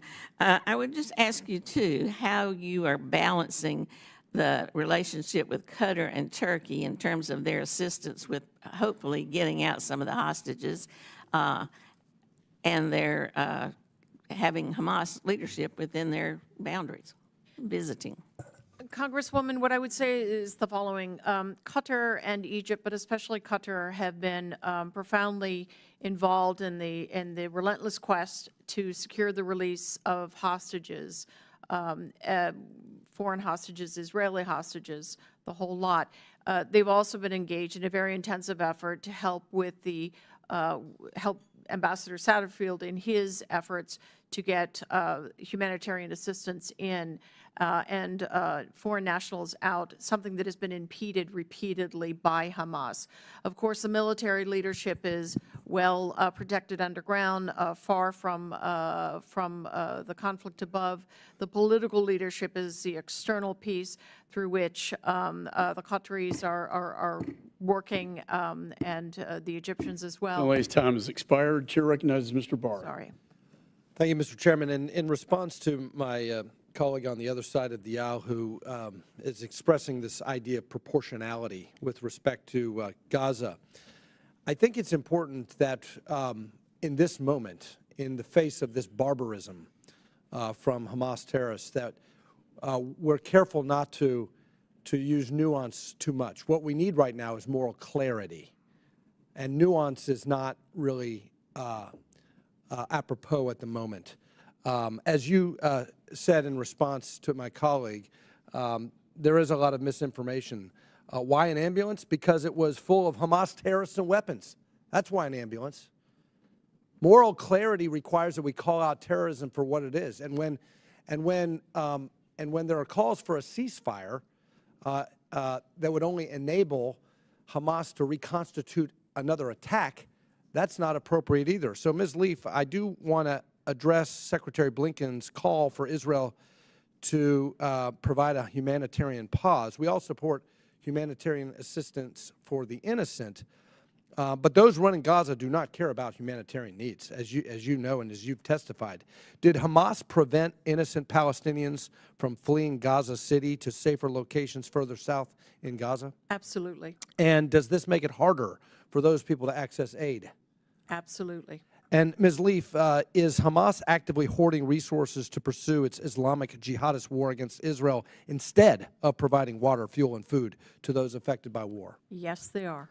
And Ms. Leaf, do you feel Hamas would use any pause in Israel's effort to root out terrorist cells and uncover Hamas's urban terrorist network to resupply its warfighters? They would certainly attempt to, but that is something that I know that the Israeli government is actively considering. So I hope that the Secretary and the President consider that when calling for a humanitarian pause. Did President Biden condition any support for Israel on the IDF engaging in a pause? No, he did not. Well, that's good to hear. Let me follow up on the line of questioning regarding our partner in Qatar. Of course, the Qataris have been very helpful with Al Udeid Air Base, and we appreciate that. But with respect to releasing hostages, how helpful have they been? Are they using their considerable leverage to seek the release of all hostages immediately? They absolutely are. They've worked at it relentlessly. The problem is who they're talking to at the other end of the phone line. And it's a real question as to whether Yahya Sinwar is serious in any degree about releasing those hostages. And is the Hamas office in Qatar seeing any pressure from the Qatari government? Absolutely. It's good to hear. I do think the Qataris are important partners for us, but we want to make sure that we emphasize to them how helpful they can be in this moment. They want to be kind of the Switzerland of the Middle East. They can be very, very helpful in this moment, and I appreciate us taking advantage of that relationship. Taylor Force Act, real quick, Ms. Leaf, with the war ongoing, how are we ensuring that any U.S. support to NGOs operating in Gaza are not violating the Taylor Force Act? Are we seeing any support for the families of Hamas terrorists killed during the invasion of Israel in exchange for their participation? We are not seeing any of that, and we have asked the question and received the right assurances. Is the administration reconsidering this idea of providing assistance to NGOs, supposedly pro-Palestinian NGOs, as a way of bypassing or circumventing the Taylor Force Act?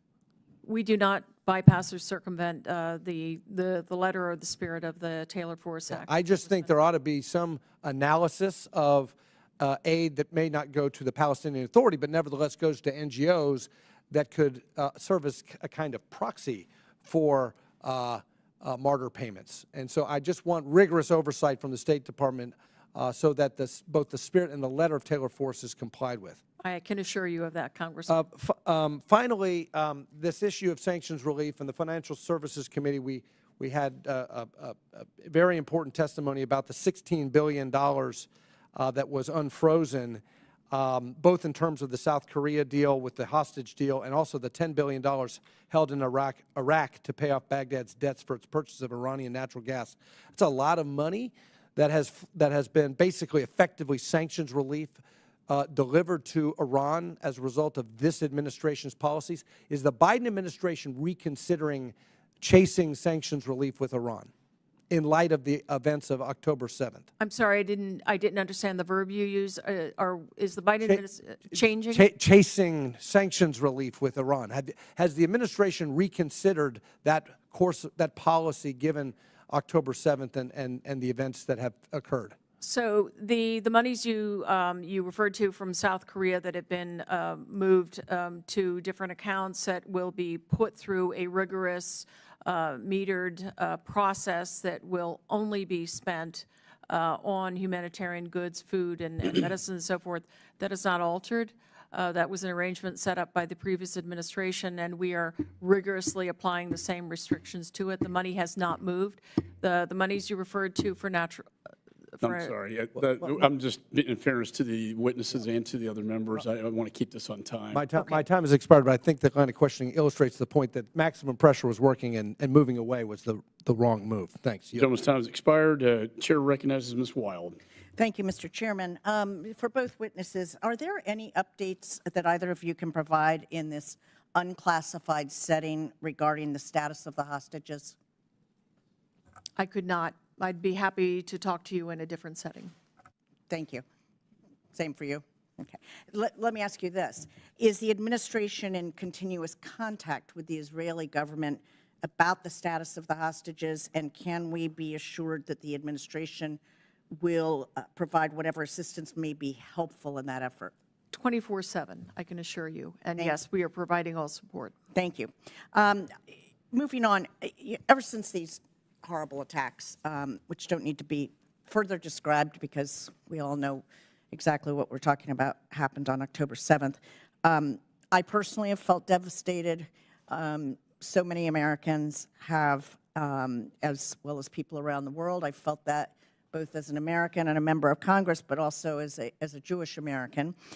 But that heartbreak has been amplified by horrific cases of both Palestinians and Jewish Americans being targeted here in the United States, including the unthinkable murder of Wadi al-Fayoum, the 6-year-old Palestinian-American boy in Chicago, as well as the death of a 69-year-old Jewish man, Paul Kessler, after he was injured during an altercation at a rally or competing rallies while he was peacefully waving an Israeli flag. And that obviously is of deep concern to all of us for the safety of Americans generally, for the safety of people with Palestinian or any kind of Arabic background, as well as people who are Jews. And my concern is that in this climate, rhetoric that equates everyday Palestinians, civilians, let's just call them civilians, to Hamas, including at times in this body, Congress, is not just morally unacceptable, but it's also tantamount to actively endangering the lives of our fellow Americans. And I will say that as a representative of a district that includes a vibrant Jewish community, as well as a vibrant Palestinian American community and other Arab American and Muslim communities, these issues are really personal to me and many of my constituents. So first let me ask whether both of you agree with the premise that Hamas is a terrorist organization. Absolutely. Yes. Okay, thank you. And would you agree that the rhetoric that equates Palestinian civilians or Palestinian Americans with Hamas is rhetoric that actually strengthens Hamas and undermines Israel's security by feeding into their propaganda that Hamas is a legitimate representative of the Palestinian people? We absolutely make a distinction. Hamas as a terrorist organization has perpetrated a brutal set of attacks.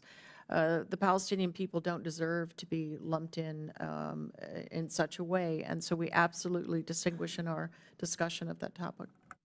And did you want to add anything to that?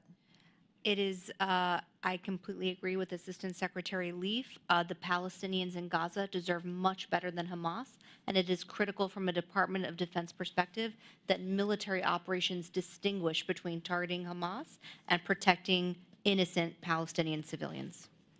Thank you. I want to turn to something else just because of the shortage of time. I'm very, very concerned about the humanitarian assistance to innocent civilians in Gaza. And we know that the only place where this is available is through the Rafah crossing, which seems to have alternating access and the availability of passing through. As of a couple of hours ago, according to an article that I just saw during this hearing, the crossing's been shut down due to some sort of security incident. Can you speak about ongoing efforts to increase the amount of aid and how to get it to the innocent civilians? Ambassador Satterfield and his team, backstopped by here in Washington, but backstopped by our missions in Cairo and Jerusalem, is working relentlessly. the operating environment is so phenomenally complex, and the security conditions on the other side in Gaza are parlous, that it has been just an exhausting effort to keep that aperture open. But that is what we are focused on, and we are determined to steadily increase the number of trucks over this next period. It's now about anywhere from 70 to 100. We want to get it up to 300, 400, 500. John Leahy's time's expired. Chair Thank you. recognizes Mr. Jackson. Thank you, Mr. Chairman. My first question is for you, Secretary Leaf. Professor Alan Dershowitz recently talked about a Hamas strategy that he referred to as the CNN strategy, or what others have labeled the dead baby strategy. The basic concept is that Hamas attacks Israel in a manner that it knows will draw a military response. Then in a strategy that can only be described as barbaric and cowardly, Hamas retreats into its strongholds, as we've been discussing, and uses Palestinian civilians as human shields.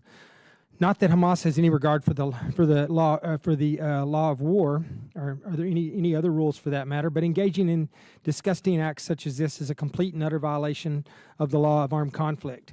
Israel does its best, I think, to avoid civilian casualties, and in this conflict gave civilians time to depart from northern Gaza, an act which Hamas reportedly attempted to block. And I heard earlier today that there was also things that just millions of flyers were dropped all over northern Gaza. They made thousands and thousands of phone calls to evacuate people before anything happened. So I think they're doing their best to avoid this. But eventually there are civilian casualties with this setup. Hamas then blames Israel as the guilty party, claiming that they are willingly killing innocent civilians. The success of this CNN strategy depends on the mainstream media, and unfortunately, perhaps members of Congress, as we recently heard here with the ambulance comment, which anyone who knew of the ambulance story certainly knew that it was filled with Hamas fighters, because every story I saw on every channel, they were grouped together. So anyways, but it relies on them buying into this narrative and allowing itself to be used as a tool of Hamas. So Secretary Leaf, I was just wondering, what efforts, if any, is the administration undertaking to ensure that Hamas in their CNN strategy is ineffective? Specifically, what is the administration doing to push back on Hamas' false narrative and to show American people in the world that Israel has an inherent right to self-defense, that Israel's current operation is on solid legal footing, and that Hamas is the one that is violating the law of war in numerous ways? What are we doing to stop this spread of this misinformation? Thank you, Congressman. You know, the point of Hamas's operations is terror, full stop, and they are masters at propaganda, as you note. The good news is that most governments around the region well recognize what kind of entity that that we're dealing with. The publics are inflamed. There's no question. The publics are inflamed by by images of mounting casualties, and that's an issue across the region. We are in a constant tempo of direct engagement discussions, public affairs efforts to really set the record straight. But it is quite a challenging environment for just the reasons you cite. Thank you. I appreciate it. I'll be doing your best you can, but I think it's going to be more important as time goes on to up that game a little bit, because as this war goes on, that narrative is just going to grow and grow. Ms. Stroll, my next question is for you. The Biden administration recently presented testimony before this committee explicitly asking that Congress not include Iranian-backed proxies in a new authorized use of military force that we're considering. Since, as you noted in your opening statement, Iran-backed proxies in Iraq and Syria have launched at least 41 attacks on U.S. service members, while Hamas and Hezbollah continue to attack our friend and our ally Israel on a daily basis. Given the increased threat posed by Iranian-backed groups and proxies, has this administration's position on whether to include Iran-backed groups and proxies in a new AUMF changed? Thank you for your question, Congressman. The position of this administration has not changed. Our self-defense strikes against Iran-backed militia groups have the underpinning of the President's Article 2 authority under the Constitution. Okay. I guess that's a question for a later day. I would think that if we're going to include other groups, that maybe this would be one of the ones that we'd want to include as well, despite what you stated there, since they seem to be one of our biggest threats right now. But Secretary Stroll, This is my last question. Given the chaos on the ground, the entrenchment of Hamas among the Palestinian people, and Hamas's history of misappropriating aid intended for civilian populations, what realistic and meaningful guardrails are being employed by the Biden administration to prevent Hamas from obtaining the food, the water, the medicine, and the other humanitarian aid that is intended for civilians? I'd be happy to take that one, Congressman. So to date, we have not seen evidence that they have diverted that aid. It is something that is something that we are monitoring. There is obviously, it's quite a difficult security environment on the other side in Gaza, where aid goes in and where aid workers are working. But we are doing our best. Thank you. I appreciate that. Gentleman yields. Chair recognizes Mr. Allred. Well, thank you, Mr. Chairman, and I want to thank our witnesses for being here. I want to begin by just reaffirming my support for Israel and condemning in the strongest terms possible Hamas for this unprecedented and barbaric attack on October 7th. I, too, visited a kibbutz in February that was later called by an Israeli general the site of a massacre, and it stays with me. I also want to make clear this is a war with Hamas and not all Palestinians or Muslims generally. Hamas started this war and they have to be held accountable, but we must also do, who might be watching, about the global battle that I see it emerging against autocracy and terrorism that's emerging, and that we'll need to rise above our own partisan politics here to effectively combat. The President has requested slightly over $92 billion to help us respond to the war between Israel and Hamas, to support Ukraine, and to support Taiwan. Ambassador Leaf, in this setting, what can you share about the growing connection between Hamas and Russia, as well as Russia's increased hostility to Israel? So some of that would probably be better in a different setting, Congressman, but I think we're seeing clear evidence of that growing defense relationship, and it's pretty appalling when you think about it. Russia's already clearly developed an arms relationship with Iran, but now they're doing so with a terrorist organization. So they're really on the wrong side in every possible sense. But I'd be happy to get back to you in a classified setting. And I've been in those settings. And can you briefly just maybe ballpark the percentage of support that Hamas gets from Iran in terms of their overall budget? I don't have those figures offhand. I think it's grown over time, but you'd also have to count in just lethal aid and training. There's a whole complex of support. But the connection is pretty well established. Yes, it obviously.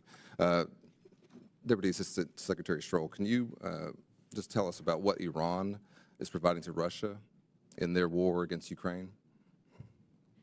Our Defense Intelligence Agency has actually declassified significant amounts of imagery demonstrating that one-way attack, unmanned aerial vehicles, UAVs, that Russia is using to attack civilians and civilian infrastructure in Ukraine is actually of Iranian origin. So Iran is providing weapons, training, and technical know-how to Russia for its war of choice in Ukraine. Yeah.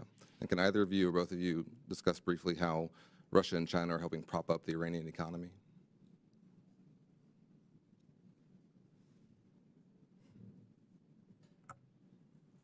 I would have to get back to Sure, you okay. with some figures on that. I've drawn a blank on that. Yeah, okay, that's fine. Well, as I see it, what we're dealing with here is the need to respond to an international axis of rogue states, terrorists, and dictators. And this can be seen, of course, as we've discussed, through Iran's support for Hamas and its proxies, along with the Kremlin's warming relations with terrorist organizations like Hamas, Russia's reliance on Iran, as you mentioned, in their war in Ukraine, and Iran's reliance on Russia. That's why we need to pass this supplemental bill, and that's what brings together these overarching conflicts. Deputy Secretary Stroll, you noted earlier in your testimony the presence of our carrier fleets and the recent arrival of an Ohio-class nuclear sub in the Mediterranean. My understanding is that 9 senior military positions in the command responsible for the Middle East are caught up in the current blockade by a senator of military positions. What impact has that had on our ability to respond to this conflict? what it has done is erode the morale of our military leadership who have been nominated for other positions. We have, for example, our senior defense official in Israel is nominated to be promoted to a one-star representative and has not. So when at a precise moment in time where we would want our best and most senior leadership on the ground working with the Israeli Defense Forces every day, his nomination and promotion is held up by the holds in the Senate. Well, I would just note that we are, I think, 9 days away from a potential government shutdown. Our new speaker has chosen to put forward a partisan bill that for the first time conditioned aid to Israel. When this attack occurred on Israel, we did not have an ambassador in place to Israel, Egypt, Kuwait, Lebanon, or Oman. Our partisan politics are getting in the way of our ability to respond to this crisis and support our allies. And I put forward that we should put that aside to help us deal with this crisis. Thank you for your presence today. Thank you very much, Congressman Cullen Allred. And we now proceed to Congresswoman Young Kim of California. Thank you, Chairman. I'm glad that we have you here to speak to us as we continue to show our support for Israel. But I am concerned that there is an increased attack on U.S. troops by the Iran's proxies in Iraq and Syria. And last week, the number of reported injuries service members doubled. I want to ask you, was it because there were additional attacks or because initial number of injuries were underreported? Thank you so much, Congresswoman, for that question. What it indicates is that some of the injuries became more apparent over time. So there was initial monitoring, many of the forces returned to duty, and then reported symptoms after, and that is why you saw an increase in the number. Okay. What is your assessment of Houthis' involvement in the war against Israel? And what is driving their attacks? Thank you, Congresswoman, for that question. It's a good one. Look, they are, as a movement, very ideologically committed to a sort of death to America, death to the Jews, death to Israel sort of outlook on the world, shall we say. They have thus tried to enter into the fray, largely unsuccessfully, thanks to the good efforts of our U.S. military. Can you talk about how that impacts our U.S. national security interest in Red Sea, like freedom of navigation? It's a direct threat. Do you have any thoughts? I agree it's a direct threat, and I would note it's specifically why one of the core U.S. interests in the region is freedom of navigation, and we have been very clear in the last several days about sending the USS Carrier Strike Group Eisenhower through the Suez and through the Red Sea, as well as our the USS Florida, the nuclear-guided submarine. Thank you. You know, the Gaza Strip is a notoriously difficult military operating environment, given the defense urban terrain and expansive tunnel network.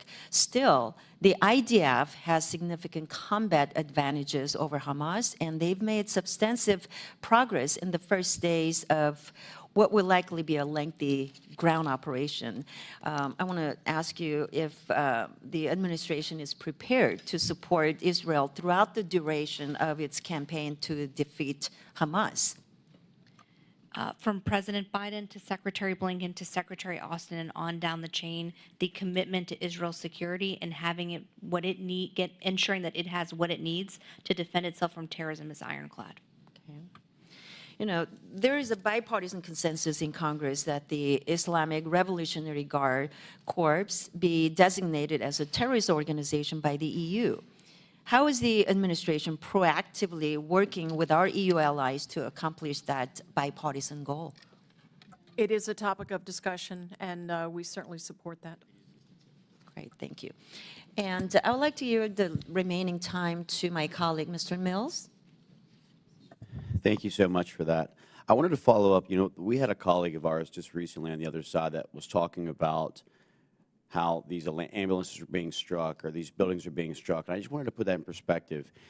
Of the entire Gaza area, there's about 260,000 structures. Is that correct?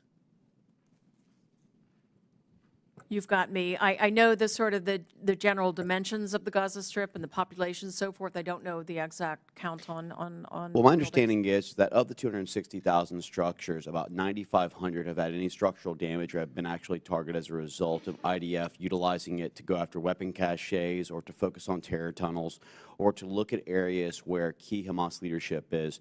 And I just want to paint that perspective because that's only about 3% of the entire area, and when you see mainstream media, they try to paint it as if it is an entire demolition of all of Gaza, and it's just a false narrative. The last thing I want to ask is are you aware of a gentleman named Salih al-Jafarawi? No, I am not. He is a Bollywood actor. Are you aware of Bollywood? So Bollywood is essentially where certain crisis actors, he's a very interesting gentleman because at 25 years old, he's apparently a radiologist, a singer, a Hamas fighter, a doctor, and he's actually been killed and was resurrected. So quite an interesting individual. The reason I mention this is because he's about as real as the ghost of Kiev. He has legitimately gone forward and utilizing this misinformation and propaganda warfare is continuing to try and look as if the U.S., the Department of Defense, and the IDF is in some way just indiscriminately killing civilians, which we know is to be false. And so just out of the last second I have or so, would you agree that some of the misinformation and propaganda that is being spun up at this time is, in fact, been proven inaccurate, just like the ambulances and others who are portraying things that are untrue to try and gain unfavorable outcomes for our joint forces? Yes, a good example is the accusation that the IDF is responsible for the Al-Ahli hospital strike. Thank you so much, and I appreciate my colleague lending her time. With that, I yield back. Thank you very much, Congresswoman Kim and Congressman Mills. And just grateful. And we now proceed to Congresswoman Sarah Jacobs. Thank you, Mr. Chairman, and thank you to our witnesses for being here.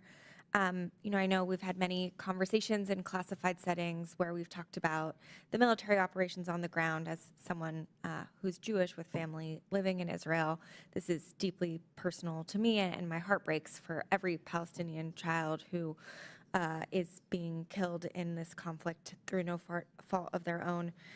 I know one of the things that President Biden has emphasized was the lessons that we learned in our own experience after September 11th. I was in middle school, and we're still dealing with the consequences that we, both this body and the United States in general, made after that attack.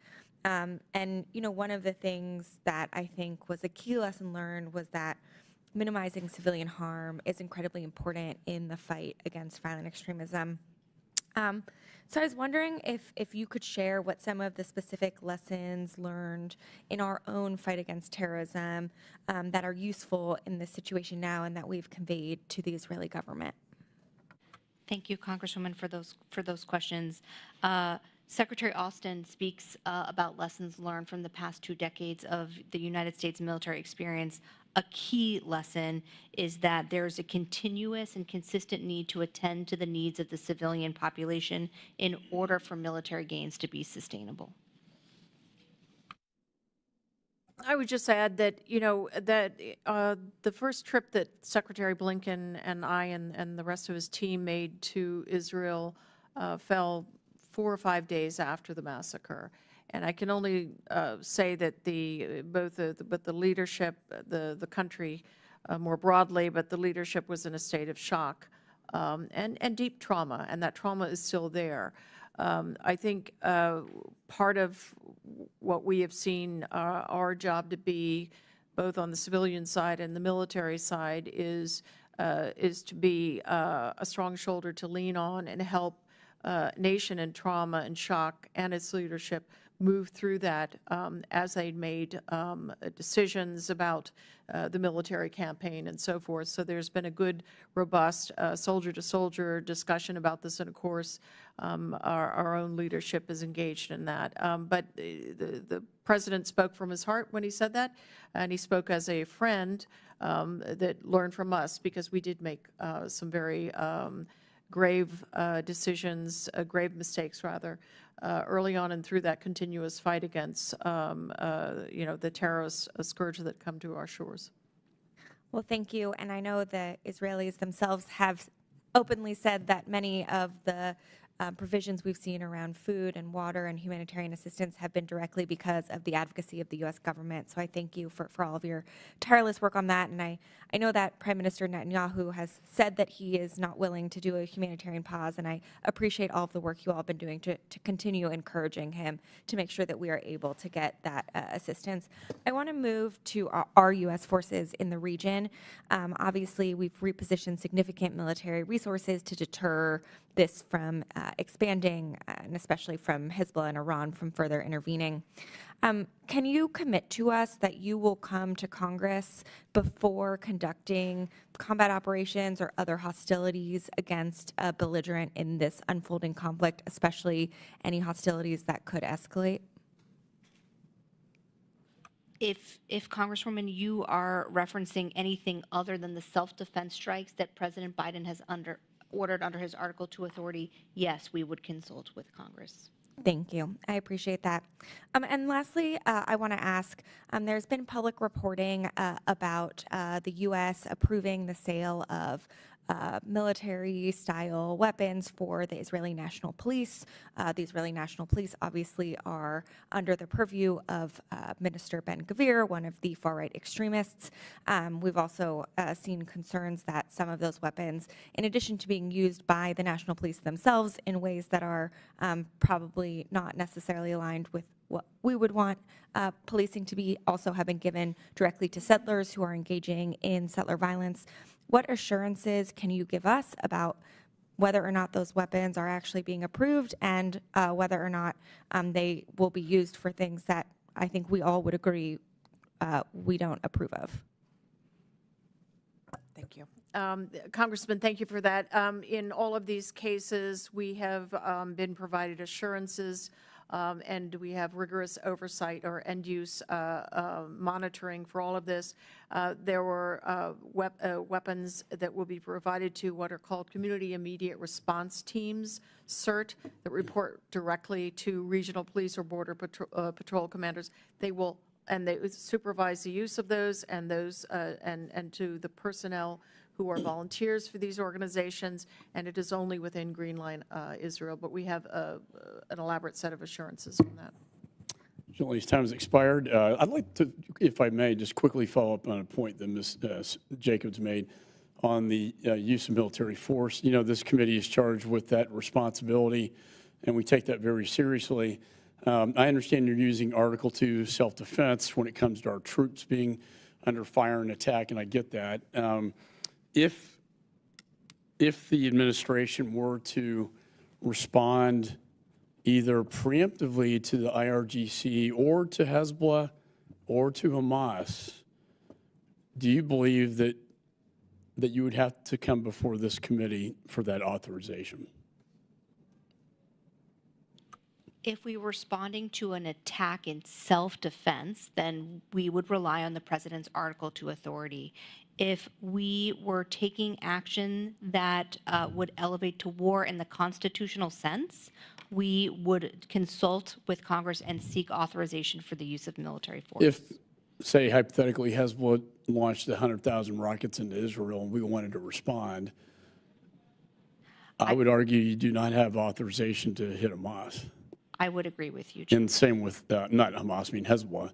And probably the same with Hamas in that situation. If the United States, if President Biden wanted to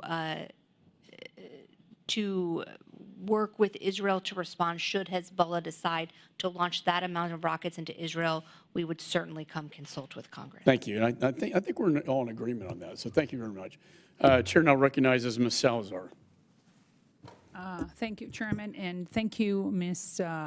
Assistant Secretary Barbara Leaf, for your service, and Mrs. Dana Stroll for being here and answering our questions. You know, I represent the city of Miami, the chairman of the subcommittee on the Western Hemisphere, and I have a few questions to you about Colombia and Cuba.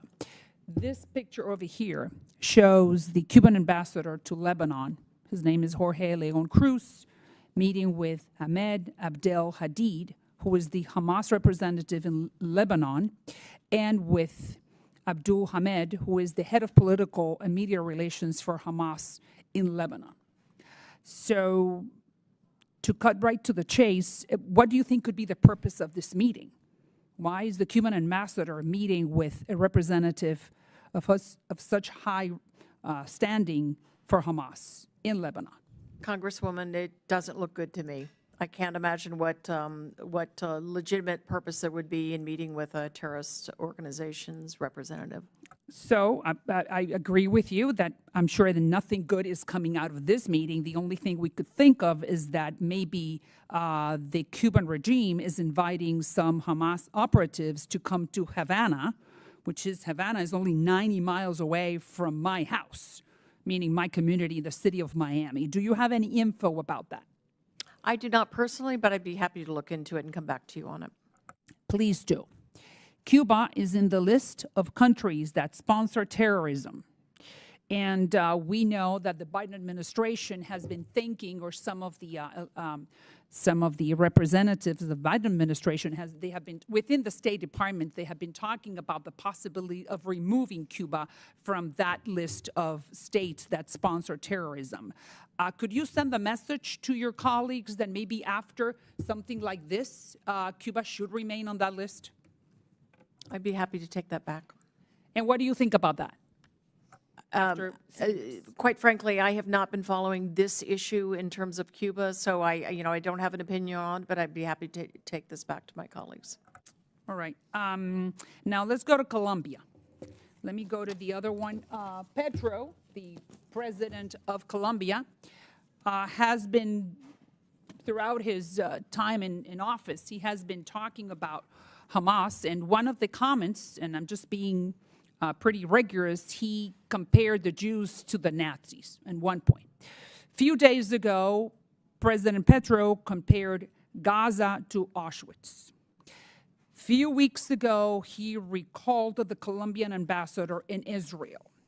So the question is, how does the State Department categorize, interpret these comments, actions from the Colombian president? Well, I can speak to it here in the sense that this is obviously an appalling set of comparisons. Misusing misusing the notion of the Holocaust to compare it to what is going on right now is really beyond the pale. You know, the State Department has treated the president of Colombia with a lot of deference, and so has the White House. So I just want to hear your comments and your opinions. What would you be sending back? What message would you be sending back to the State Department, to the rest of the State Department, and to the White House about the actions and the words of the actual president of Colombia? Well, this is the first I've been made aware of this, Congresswoman, and I am happy to take this back. But, you know, I think that the State Department should be, and someone in your position should be aware and knowledgeable of what's happening in our backyard. Well, you know, for better or worse, I have a remit in the Middle East that keeps me busy 24/7. So it's been a little bit difficult, especially these days, to look beyond to the kind of dialogue or the kind of And I understand that your job is very big, but I'm very happy that I have brought to your attention the fact that these two countries that are very close to us in our hemisphere are behaving or acting this way or speaking this way. Now, that's the last question. How concerning is it to the State Department that these two governments, Cuba and Colombia, in our backyard, 90 miles away from Miami, specifically the Cuban government is inviting, I'm sure inviting Hamas operatives to our hemisphere? How concerning? I would certainly be concerned if they were inviting Hamas operatives to our hemisphere, and that's certainly something we'll look into it. And I would like for you very much to get back to us and tell us if you have any type of information, if any Hamas personnel or combatants have crossed to this hemisphere, meaning invited to Havana or more to Havana than probably any other country. Could I count on that? You can count on that. Thank you, madam. I yield back. Lady yields. Chair recognizes Ms. Manning. Thank you, Mr. Chairman and Ranking Member Meeks, and thank you to our witnesses today. On October 7th, we woke in horror to Hamas's brutal and despicable terror attacks as they fired rockets at innocent civilians, stormed the border and invaded Israel, going house to house, murdering babies, executing parents in front of their children, massacring 260 young people at a music festival, and murdering more than 1,400 innocent people on one terrible day. In addition, Hamas took more than 240 innocent civilians hostage, including elderly women, young children, and babies. I have beside me pictures of some of these men, women, and children. I would like to ask everyone to look at their faces. Each one of them is a precious individual who has family members who love them and are desperate to know if they are safe and desperate for their return. I have met with the families of hostages for the past 3 weeks. People like the Siegel family from North Carolina, whose relatives Keith and Aviva Siegel were kidnapped from kibbutz Kfar Aza. People like Gili Rahman, whose sister Yarden handed her 3-year-old daughter Geffen to her husband Alan while they were trying to escape because he could run faster, while she sacrificed herself to save her daughter.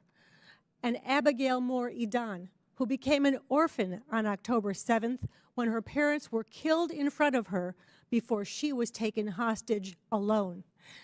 Just like the stories of the Holocaust survivors, the story of every hostage is unique and heartbreaking. I have given these families my word that I would continue to tell their stories and push the administration to do everything they can to secure their release. So I know Assistant Secretary Leaf and Deputy Assistant Secretary Stroul, you can give them hope that we will spare no effort to secure their release. I believe you've said that before today. I just want to ask you that question again. Of course, you absolutely have the commitment of this administration to do everything in its power to see the release of those hostages. It is one of the reasons why the Department of Defense immediately sent advisors to support efforts to secure the release of the hostages. Thank you so much. And Assistant Secretary Leaf, we know that the International Committee of the Red Cross has not been let in to see the hostages, to make sure that they are alive, and to be able to give word to their families. What are the barriers to allowing the Red Cross to get in to see the hostages? One word, Hamas.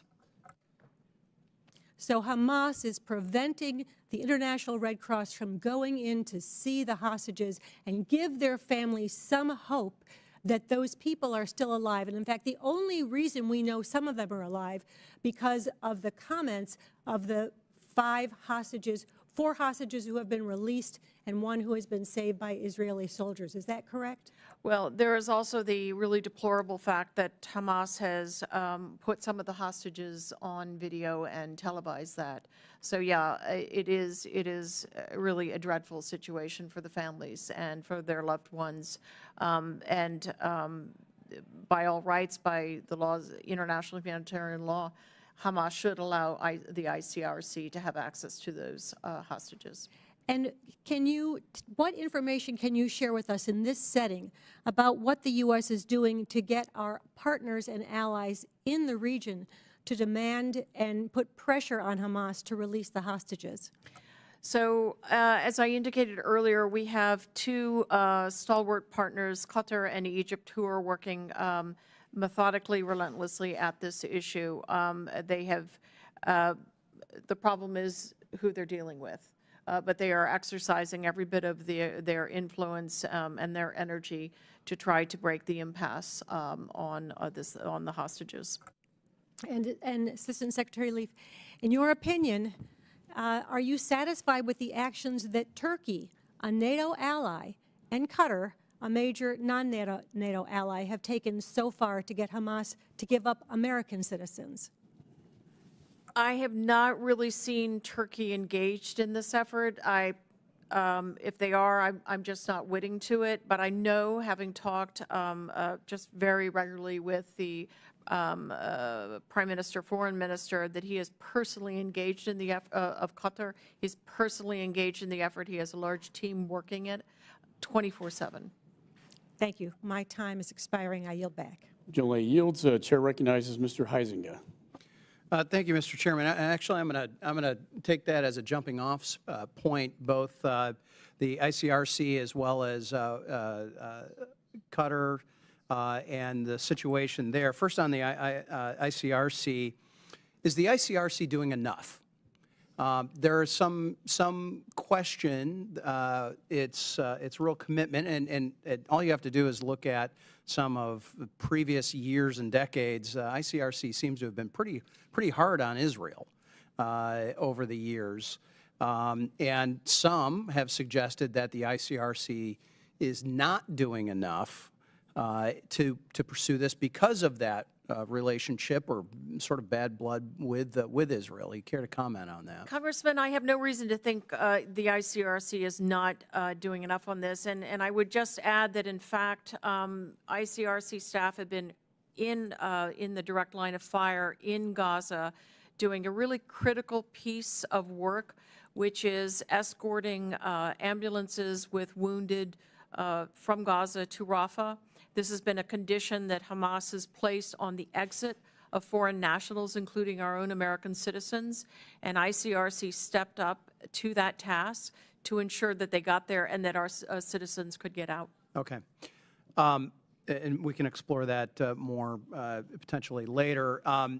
Turning to Qatar and the sort of the reports of Hamas leaders living a pretty lavish lifestyle in the country. Obviously, we have a very important relationship with Qatar, and they host thousands of our troops. Central Command, regional Central Command is there. What sort of conversations has the administration had with Qatar to kick out Hamas terrorists currently residing in the country, and really making sure that they are ensuring that they're not providing Hamas with any of the means to fund this again? You know, you make an interesting point, and it really goes to this question of what Hamas thinks it's representing or doing. Its leaders do live in the lap of luxury overseas, quite in contrast to the Palestinians in Gaza over whom they rule. To your question, at this point, Qatar, at our request, Israel's request, is working assiduously on the issue of hostage release. But it's fair to say that we've been clear with all of our partners and countries around the world that it will not be back to business as usual going forward. Okay.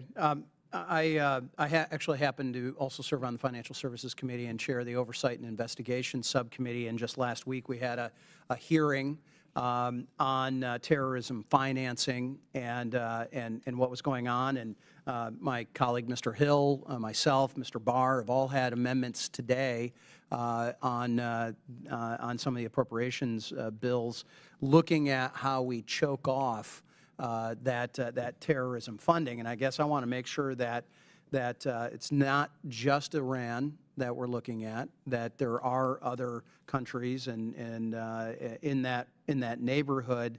Obviously, you know, Qatar has I've seen reports have provided over $1 billion in various aid over the last decade.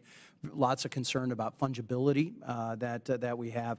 So how is the administration ensuring that assistance entering Gaza doesn't have sort of this dual purpose, dual use purpose, whether it could be cash, which is very, very fungible, but it could be fuel, it could be medicine and supplies that while the West intends, or the Red Cross or anybody else intends for that to be going to civilians, could be easily diverted?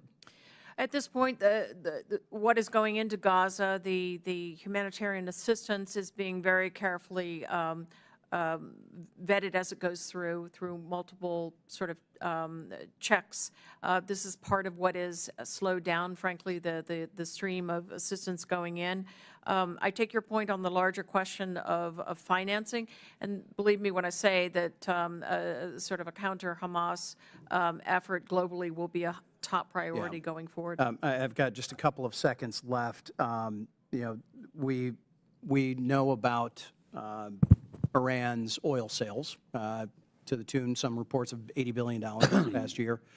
We also know that they are purchasing, or selling electricity to Iraq. I have had a letter to Secretary Blinken with myself and Blaine Lukemeyer, who heads up the Terrorism Finance Subcommittee for Financial Services, asking some very specific questions. Are you aware of this letter? I'm not. I'll certainly look for it. We will send it to you because this is very important that we look at this. This notion that Iraq has the ability, and this administration changed policy on this without coming to Congress. They are now converting those into euros. Euros are far more fungible than Iraqi dinari. Nobody's going to be buying and selling goods and services in that. They are certainly in euros, and we're going to continue to push on this, Mr. Chairman. And I know my time is up, but I appreciate the responsiveness, and we're going to be following up with you on some of those issues. And with that, I yield back. Thank you. Time has expired. Chair recognizes Ms. Dean. Thank you, Chairman McCall and Ranking Member Meeks, for this important hearing. I thank both of you women for testifying today. More important, I thank you for your service and your clarity of purpose at this extraordinarily challenging time. As all of us have said, it's been just a little more than a month since the grotesque, brutal slaughter of more than 1,400 Israelis. As a mom and a grandmom, the worst. The children, the babies, but men, women, and children butchered, slaughtered, raped. More than 200 hostages, 240 plus, apparently. We all, I hope, unequivocally condemn the October 7th attack by Hamas, a terrorist organization. I condemn Hamas. I know Israel has the right, the responsibility to respond and to dismantle Hamas terrorism. We have to ensure the safe return of the hostages, and I was appreciative of Representative Manning's line of questions. Do you have any at all possible update on the hostages at this moment? I wouldn't want to jeopardize the efforts that are underway by commenting on it publicly. I appreciate that, and I just felt I had to ask, but I understand that sensitivity.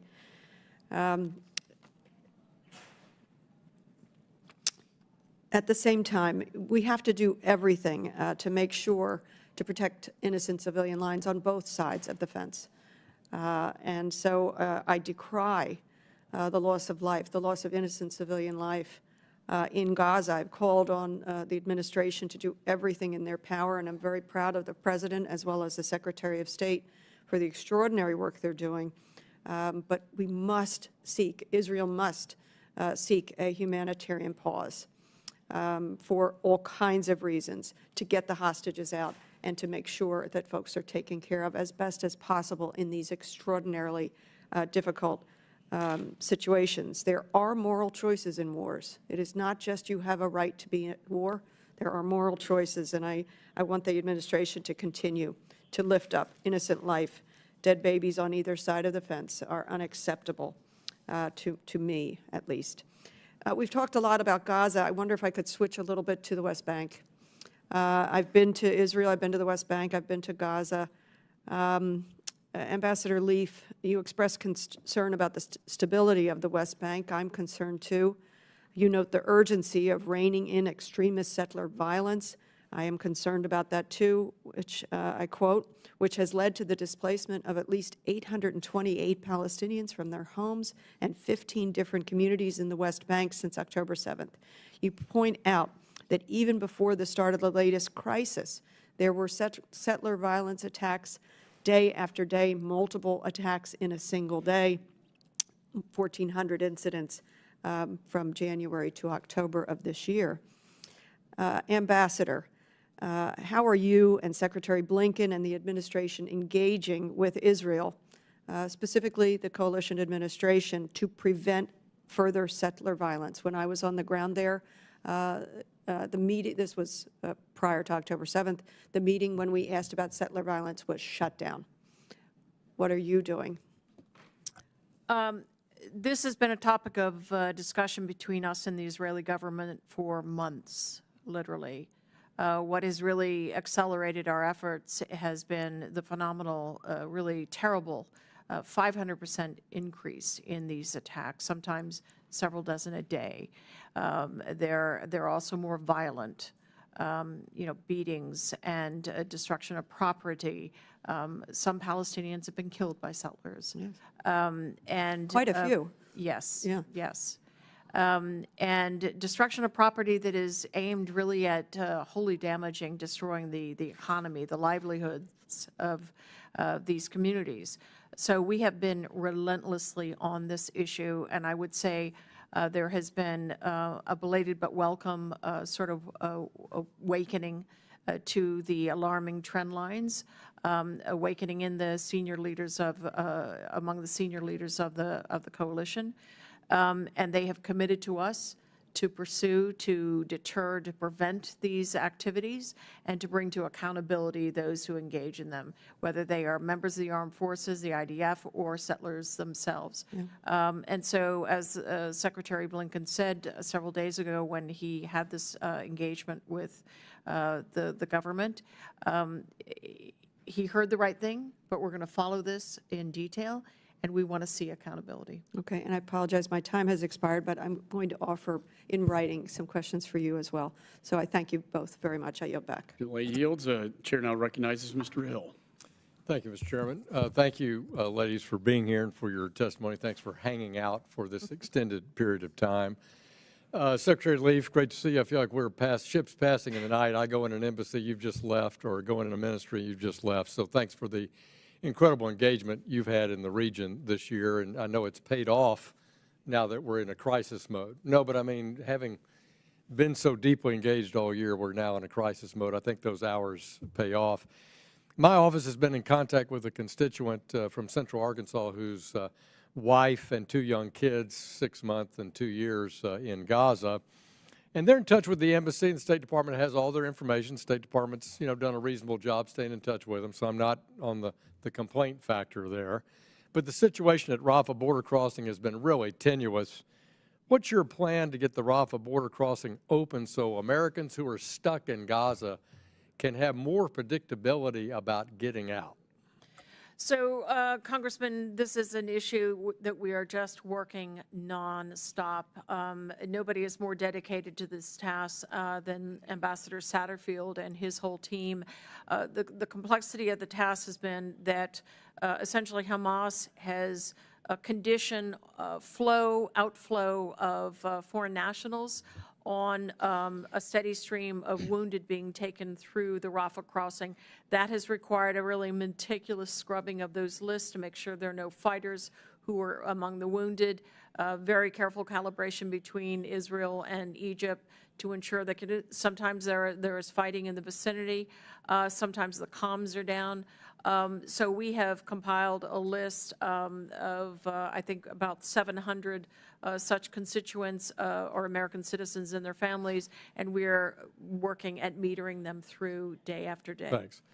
Well, I think it's tough. The woman who's my constituent is a Palestinian passport. She's a U.S. green card holder, and her 2 kids. I mean, 6 months and 2 years. The kids get on the list, but the parent doesn't. I mean, that's ridiculous. No, and actually what is happening is sometimes families will be on different lists, but we have a consular team on the other side, and we are putting people together. Good. That's really important, I think. And it's a daily drama for many members who are helping Americans because they find their names are not on the list, and we get the call right after that. So thank you for your diligence. This year, the House NDAA included one of my amendments to report to the USG on Iran's threats against the United States, our allies in the Middle East. And in follow-up to your conversation with Chairman McCall, I mean, clearly Iran backs these proxies. And but in testimony here, the State Department said they would not recommend that Shia militia, for example, be on a future modification of the AUMF.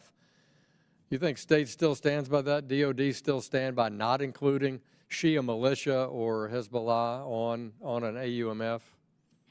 Yes, we still do not support including Iran-aligned militia groups on the 2001 AUMF, which was specifically geared towards non-state actors. Our objective is to de-escalate in the region and prevent regional war. Yep. Well, I'll ask you how that's working. Not so good. I think they've ramped up this effort, and everything that we thought might come true over the few years is absolutely coming true, between Houthis shooting cruise missiles over Saudi Arabia at Israel. This is why I think we have to take a much tougher stand towards Iran and Iran-backed militia.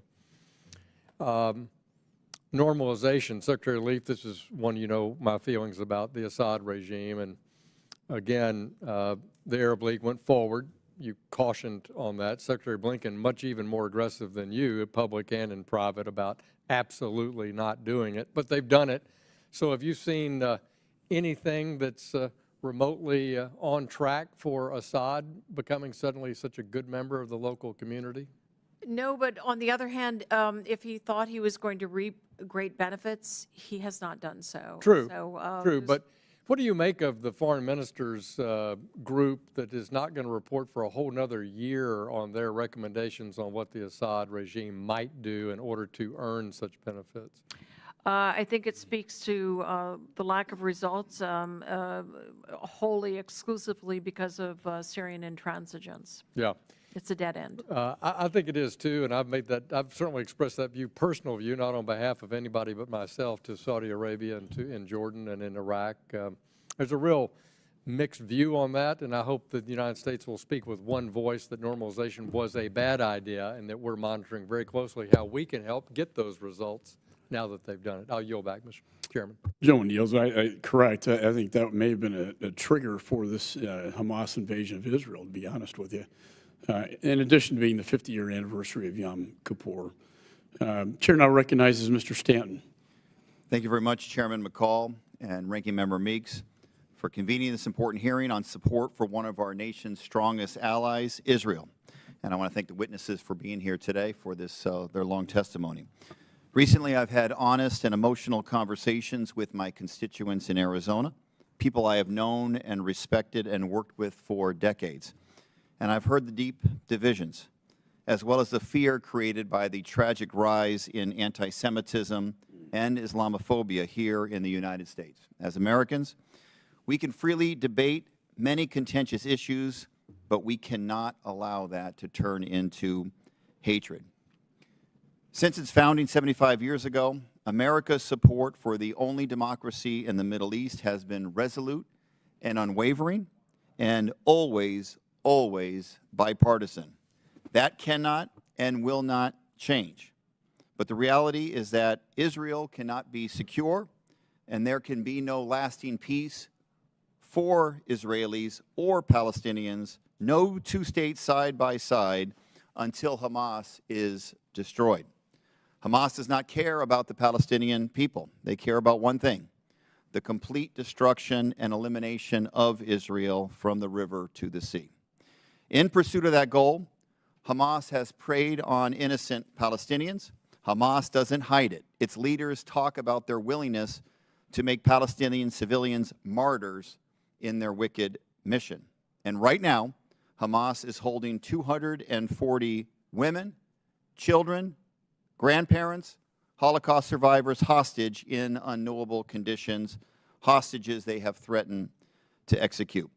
There can be no safe harbor for Hamas, and Congress must act unequivocally in support of Israel in this fight. Now, I'm a proud supporter of Israel. I always will be. Yet I'm also a supporter of the Palestinian people. I support a Palestinian state, and I believe that every Palestinian has a God-given right to a more prosperous future. The United States has been one of the best humanitarian partners for the Palestinian people for decades, sending billions of dollars into the West Bank and Gaza. And I'm grateful that President Biden restored U.S. assistance to the Palestinian people after President Trump had ended it. Today, we should do everything we can to get aid to those in Gaza who need it the most, including food and clean water, medical care, fuel, and shelter. History has reminded us time and time again of the importance of a Jewish state. We must protect it, not only because it is the right thing to do, but because Israel's security is tied to America's national security.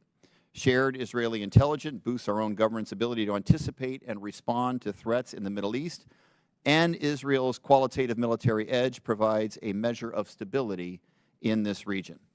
This Congress needs to quickly pass a national security funding package that mirrors the President's full request, one that includes humanitarian aid to Gaza, additional aid to our ally Ukraine, and funds to secure our southern border, and I will work across the aisle to get this done. I have a question for Assistant Secretary Leaf. Thank you for answering Ranking Member Meek's earlier question about the future administration of Gaza. It's something that I'm particularly worried about as well. You said that, quote, the Palestinian Authority is the appropriate place to look for governance, unquote. In your opinion, what is the most realistic scenario of what a Palestinian Authority governance would look like in Gaza? So, this is a profoundly difficult question to answer at the moment. We're doing a lot of analysis and looking at the question holistically. The Palestinian Authority, as you know, has only partial responsibilities in the West Bank. It does not govern the entire space, and it doesn't have equal measures of responsibilities in areas A, B, and C. What we'll see in terms of security conditions within Gaza, if Israel is successful, or depending on the degree of success that Israel has in incapacitating the military capabilities of Hamas, will go directly to who and how manages that. So I would, we're just at the front end of looking at that. I can't really tell you whether the PA is fit to purpose to go in immediately, probably not. And so we will consult thoroughly with both Israel and the Palestinians as we think through this prospect. All right, I have additional questions that I will submit in writing for the record, including how the Department of Defense will accelerate deliveries of security assistance to Israel, including Iron Dome and Scepters and other weaponry. But with that, I will yield back, Mr. Chairman. Thank you, Congressman Stanton. We now proceed to Congressman Jim Baird of Indiana. Thank you, Mr. Chairman and Ranking Member Meeks, and I appreciate the witnesses being here very much. And so my question relates to this background. The United Nations Relief and Works Agency for the Palestinian Refugees in the Near East, and UNRWA for short, as I'm sure you know, is a UN agency tasked with, according to their mandate, and I quote, to carry out and direct relief works programs for Palestinian refugees and their descendants. The UNRWA General Counsel, James Lindsay, candidly admits, quote, oh, I am sure that there are Hamas members on the UNRWA payroll, and I don't see that as a crime. He also states, and I quote, UNRWA has taken very few steps to detect and eliminate terrorists from the ranks of its staff or its beneficiaries, and no steps at all to prevent members of organizations such as Hamas from joining its staff. The largest contributor to UNRWA is the United States. In times of crisis, like the ongoing Israeli conflict, the UNRWA can receive emergency funding for response projects. So my first question is, has the UN released any emergency funding to UNRWA since October 7th? Has the UN released funding to UNRWA since? Yes. I don't have those exact figures, but there is an emergency appeal underway. So in continuing with that thought, so how many U.S. taxpayer dollars have been authorized to UNRWA, and how much of that money has been funneled to Hamas? We I think, provided something on the order of $300 million this year. Those monies go to provision of critical services to Palestinians across the region: Syria, Lebanon, Gaza, West Bank, and Jordan. And right now, much of UNRWA's attention is focused on the really critical life-saving support that it provides in Gaza to the Palestinians there. I'm not aware of any such monies being diverted to Hamas. We have rigorous oversight of these matters, as does UNRWA. So in your opinion, should the United States continue to fund UNRWA, and if so, why? UNRWA plays an irreplaceable role in Gaza, especially at this time, Congressman. There is literally, they have the infrastructure and the personnel on the ground to reach Palestinians in need and distress, in harm's way. Thank you. Ms. Stroll, do you have any comments in that regard in terms of? Broadly speaking, the Department of Defense believes that delivery of humanitarian aid to civilians in need in Gaza is both a moral, operational, and strategic imperative, and we support the Department of State.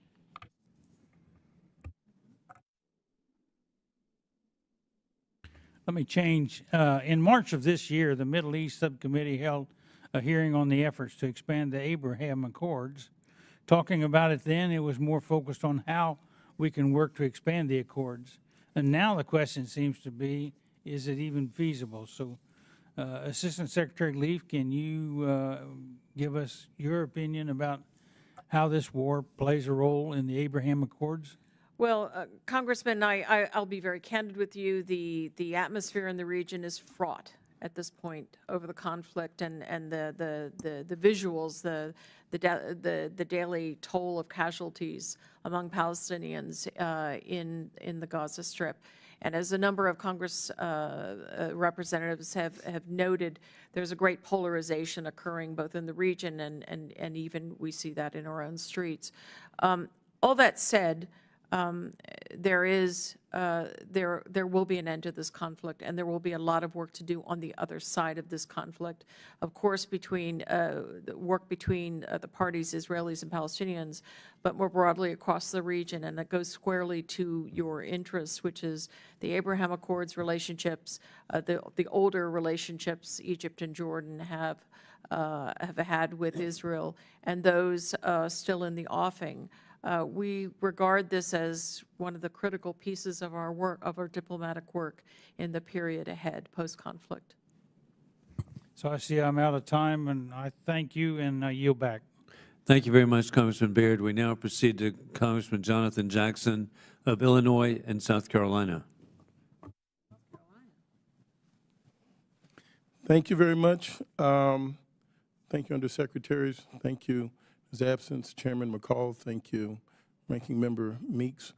I've had the pleasure once again to go to Israel this past September on a delegation with the Congressional Black Caucus. And from there, we went to Rwanda, and they were showing the connectivity of one culture that had experienced genocide and the other that had experienced the Holocaust and the commonality. I, like many of my colleagues, have condemned the atrocious attacks, the terrorist attacks of Hamas, and stand by that. I was one of the several of the people that stood for a ceasefire. And I want to be clear, what ceasefire means to me is, first of all, bringing back our hostages, reconciling human beings, reconciling family members. As we speak, I got another call today. There's another constituent that has a sister that is stuck at the Rafah border that needs to get out, an American citizen that is stuck at the border as well. So one question I will ask you is about following on what Mr. French Hill had discussed on what is the process, how can we make sure Americans are able to evacuate and leave there without their lives being threatened? So we have exhaustive outreach to Americans in Gaza. We have determined just over the last 24 hours that there were an additional 100 Americans and their family members who were seeking help in getting out. We have put American citizens and their family members on lists that are shared with the Egyptian government and Israel so that there is an ability to get them in the queue, as it were.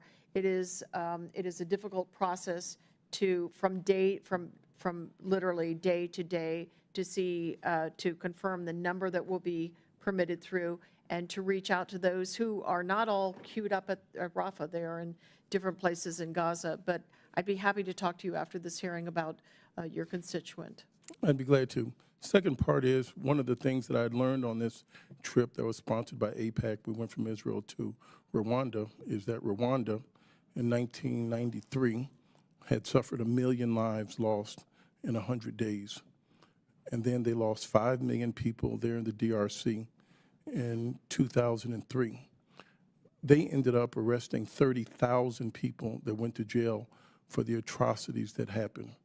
What ceasefire meant to me is that we can acknowledge this was an intelligence failure by the IDF that ended up creating so much of this. I am strong for defense. Israel needs its defense. I'm also for diplomacy. When this bombing in retaliation took place 30 days ago, it was taken without a confirmed ambassador to the United States or without a confirmed ambassador from the United States to Israel or to Egypt. I didn't think we had all of our diplomacy in place. And then what gives for a long-lasting peace so that we can have reconciliation amongst the people, that I'm seeing people become hardened. I live in a district where the 6-year-old child was stabbed to death. People are becoming radicalized, and we have seen this escalate over time. I am asking for a ceasefire simply to get humanitarian aid in. If there's one innocent person killed, to me that's too many. If it takes more time to ultimately root out Hamas and so that we do not kill innocent people, I am for that. Ultimately, what happened is a lesson that we saw in Afghanistan, if we've learned anything, after $2 trillion bombing Afghanistan, is that Osama bin Laden was in Pakistan across from a military base watching Netflix or Hulu in a compound with a family. He wasn't even in the country. So I would like to ask you, what is the long-term path towards peace that we are administering now in pursuit of Hamas and to reconcile these people and not making the Palestinian people feel as if they are our enemy? An excellent question, Congressman. Look, the long-term effort is something that we are already beginning to communicate and base our diplomacy on even now. There is the urgent, issues of humanitarian assistance, assisting civilians to get out of harm's way, getting our own personnel, our own citizens out of Gaza, the hostages released. But even as we work on the urgent issues of today, we are planning for the post-conflict period when it is clear, it is indisputably clear to us, to the administration, to all of our partners in the region, that the Palestinian quest for statehood must be answered. We must contribute. We must lay out a pathway for a negotiated solution to that end. They have a right to a state. That has been recognized by multiple administrations over decades, and that quest must be answered lest radicalization really derail it once and for all. Hamas is determined to weaponize this cause, and that is something that we must work urgently to prevent. I take your point on a ceasefire. I would just say that we are working assiduously for humanitarian pauses that will get at just the things that you're talking about. A ceasefire when it comes, or an end to hostilities when it comes, we want to see really an end to Hamas's ability to operate as it has in the past, ruling by terror, by fiat, but also perpetrating attack that really we must never let be repeated. Thank you for your time. Thank you. I yield back. Thank you, Chair. Thank you, Congressman Jackson. We now proceed to Congressman Keith Self of Texas. Thank you, Mr. Chairman. I'm trying to reconcile some things that I've heard today and that Hamas leadership has said. Wait a minute. Before I get to that, we just struck IRGC affiliates again in Syria today, apparently within a couple of hours. Why does the Biden administration refuse to put Iran surrogates on any AUMF? How can you continue to do that? Because I've heard you use the word de-escalate here. This region, after service in the military in Egypt, Israel, Afghanistan, and Qatar, this region understands one thing, it's power. If we're going to deter, we must have the power, in hitting empty or even storage sites that may not be empty do not seem to me to be deterrence.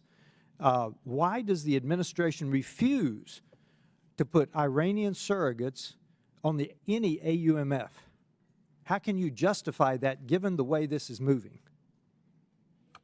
Thank you for your question. I can confirm that about an hour ago, the U.S. conducted self-defense strikes in response to recent attacks against U.S. forces in eastern Syria. We look forward to providing further details to you soon. To be very clear, Iran is the origin and has the fingerprints of the arming, training, equipping, and directing of these militia groups. Putting Iran-aligned militia groups is declaring war on Iran. Our objective in the region is to prevent war, to prevent escalation. Wait a minute. Did you just say that putting them on an AUMF is declaring war on Iran? It is requesting the authorization to use military force against Iran-aligned militia groups. The president has directed self-defense strikes under his Article 2 authority. Our approach to deterring Iran is both the significant increases in U.S. defense posture combined with the demonstrated willingness to use force in self-defense, as well as robust diplomacy and other tools to compel the senior leadership of Iran to direct its processes to stop attacking U.S. forces. Let me do a comparison. Under the last administration, one contractor was killed.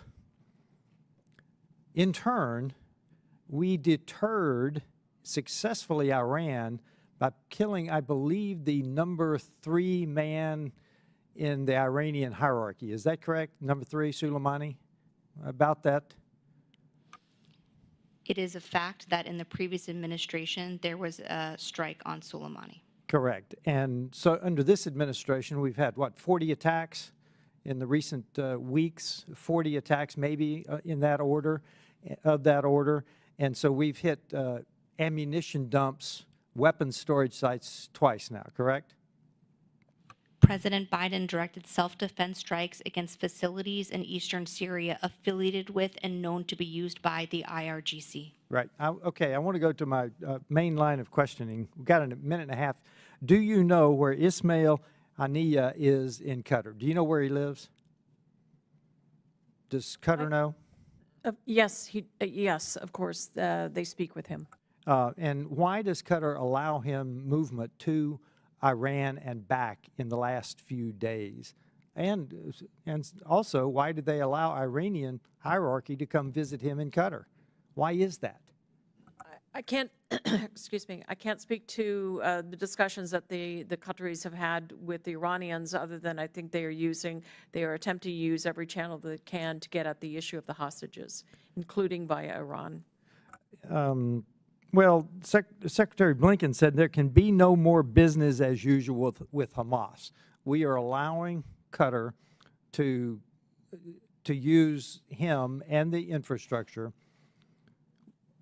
and they're not having much success, and frankly, I don't think they're going to. So if we're going to have a new reality, and then I go to, I understand releasing the hostages, but when I hear Hamas leadership say, we will do October 7 again and again, when we hear them say, I believe it was today or yesterday, they are seeking permanent war because they've said one of the reasons they kicked this off is because the Palestinian issue had disappeared. Now, I would like to ask you a question about Palestinians, because we're talking in this committee about Palestinians like they're only in Gaza and the West Bank. They're not. I think they're now on their 4th generation in the Jordanian refugee camps. Is that correct? Probably the 4th generation. So just talk to us about why are we equating Palestinians to Gaza and the West Bank? No nation in the Middle East wants the Palestinians, hence the refugee camps. Well, I guess the way I would characterize the general perspective of all the governments in the Middle East, to my knowledge, they all support the creation of a Palestinian state and for the Palestinians to govern themselves in that state. Well, no state is willing to give them land for it. So here's another question for you. How many nations have actually repudiated the 3 no's? What, about 5? No, I'd have to think about that, but no, more than 5. More than 5, okay. Yes, because, I mean, you've got Morocco, UAE, Bahrain, Jordan, Egypt. That's about 5. UAE. And then de facto, you have several other countries that work very closely with Israel openly on different matters. Yeah. Gentleman's time My has time expired. has expired. Chair now recognizes Mr. Schneider. Thank you, and I want to thank the witnesses for your patience with us here today. A couple of real quick questions. When did Israel pull out of Gaza? In 2005, yes. And who was in control after Israel left? Well, initially the PA, and then there was a coup, so it was Hamas after that. And when did the coup happen? 2007. Right. And since 2007, when Gaza violently threw out Fatah and took over Gaza, how many escalatory conflicts have there been between Israel and Hamas that have resulted in a negotiated ceasefire? At least 6. At least 6. And they have been very tenuous ceasefires. They've been good for a couple days, good for a couple months, and then they've collapsed. Yeah. When was the last ceasefire negotiated before this conflict? 2021. I think it was May 19th, 2021, 870 days before October 7th. What was the status of the ceasefire on October 6th? Was Israel observing it? Well, yes, of course. I would say that it was a sort of on and off again affair because you occasionally had rockets and so forth pop off. So, yep. But Israel is observing it. And so I'm going to ask obvious questions. We've touched on these over the course of the day. And again, thank you for your time. But who violated the ceasefire on October 7th? Very clearly Hamas. Who slaughtered 260 young people at a music festival on October 7th? That would be Hamas. Who murdered more than 130 people at Kibbutz Be'eri on October 7th? Hamas. Who butchered children at a nursery in Kibbutz Kfar Aza on October 7th? Hamas. Right. Is it a war crime to intentionally target civilians? Absolutely. War crime to use rape and torture as a tactic? Absolutely. To burn people alive in their homes? Absolutely. To take more than 240 people hostage? Absolutely. To deny those people who they took hostage visits from the International Committee of the Red Cross or the necessary health care? Absolutely. Is it a war crime to use an ambulance to transport fighters and weapons? Yes, it is. How about to launch rockets from civilian neighborhoods, from hospitals, mosques, and schools? Yes, it is. Using human shields, is that a war crime? It is. So let me ask a broader question, because we have talked about this war, and we went through a rapid-fire list of questions. But let me be very clear. I see the suffering of the civilians in this war. It's the civilians who always get caught in the middle of the war. I've said that many times. And we need to bring this war to as rapid conclusion as is humanly possible, because the civilians in Gaza and in Israel are suffering. Almost 1 million people have been displaced in Gaza. Almost 250,000 people have been displaced in Israel. But what would happen if Israel were to agree to a ceasefire before dismantling Hamas's ability to fight or to rule over Gaza? Congressman, you put your finger on the issue right here, and I would agree complete with you. The suffering in Gaza among civilians is wrenching. It's emotionally wrenching for all of us who are working on this issue. It is wrenching for the governments and the publics in the Middle East who are watching this. And on the other hand, to call a ceasefire right now, which might or might not be honored by Hamas, would be to leave Hamas in control of 240-some hostages, including babies and children, and would also leave fairly well intact, or much of the military infrastructure and war-fighting capacity and terrorism capacity of Hamas intact. Let me build on that for 1 second, because you used 2 terms I think are important to distinguish: warfighting and terrorism. What is warfighting? And maybe, Ms. Stroll, that's the question for the Department of Defense. What does it mean to say warfighting? It means to use military force to achieve an objective. Okay. Distinct from terrorism, though. Terrorism is crossing a border, beheading babies, raping women, killing concertgoers. Its intention is to cause trauma and terror to an entire society. Isn't that correct? The point is terror. The war fighting is soldier on soldier. But as we saw on October 7th, what Hamas did was in no way a war. It was pure terrorism. And has it been United States message, President Biden, and let me say this, thank goodness for President Biden. His moral clarity and political courage in this conflict has been just extraordinary. I know it is appreciated by the people in Israel, and it should be equally appreciated by the people in the United States and around the world. But has he made it clear that Israel has a right to defend itself, but when we talk about that is in the context of war fighting? Absolutely, and it has an obligation to defend its people from terrorism and from the kind of attacks that we saw on October 7th. Right. I'm out of time. Let me comment on two last things. One is a quote that you said at the very beginning in your opening remarks. The U.S. commitment to Israel is ironclad. We've said that. The President has said that. Is it fair to also say that the U.S. commitment, as it has been in Camp David, in bringing peace to Egypt and Israel, in the Oslo Accords, in the negotiations between Jordan and Israel for peace, in the leadership it has showed in the Abraham Accords, it's also fair that the United States is also committed to bringing peace to both Israel and the Palestinians once Hamas is defeated? Absolutely, and it's the only way that we will not see a terrible repetition of these events. Thank you. I yield back. So yields. Chair recognizes Mr. James. Thank you, Mr. Chairman.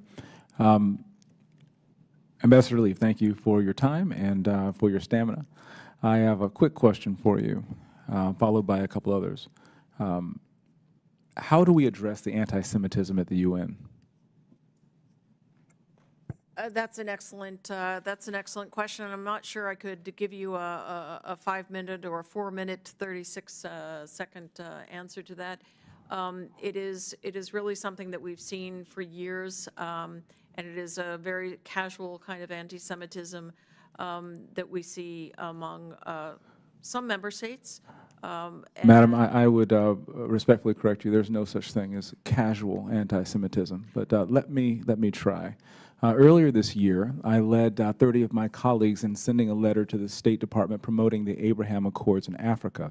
I share this with you because I believe that the Trump administration's vision of peace in the Middle East and abroad is in jeopardy following the horrendous attack on October 7th. This was an attack against not just innocent Israelis, but on humanity broadly. There's a sense that advancements in Israeli normalization might be on long pause, that this bloodshed on October 7th of innocent civilians on all sides might yield yet another generation of dispute, terror, and meaningless death.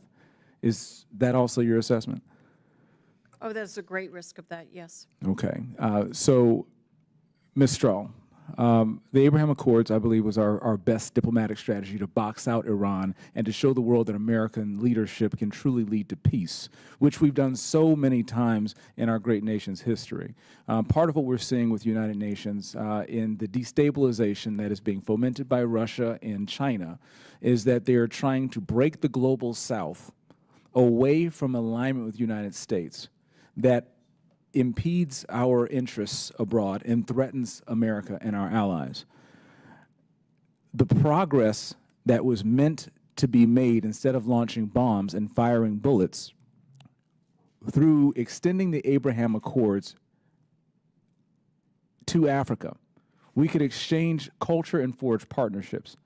Since the future is unknown on how the gaps will be bridged between Israel and the Arab world, how best can we avoid further entanglements with Iran and its proxies if we don't take steps like the Abraham Accords that have already worked to curb the growing spheres of communist influence emanating from Beijing and Moscow through Tehran right now?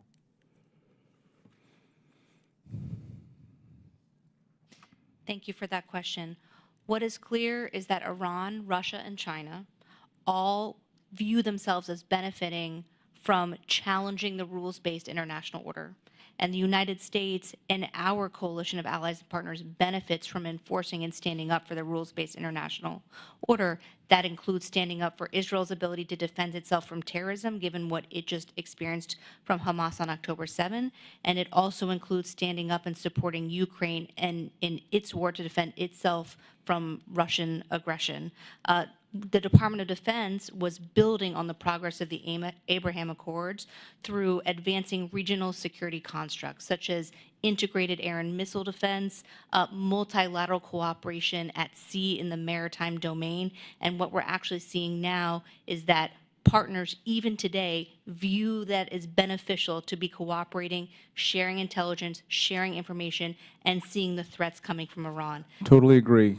Forgive me for cutting you off. But one of the big things I'm very concerned with is exactly supporting that mission and boosting our capacity to satisfy our obligations under FMS and getting our defense industrial base in a position where it can not only support our allies, but most especially help America to defend itself. And so I'm working on that as well.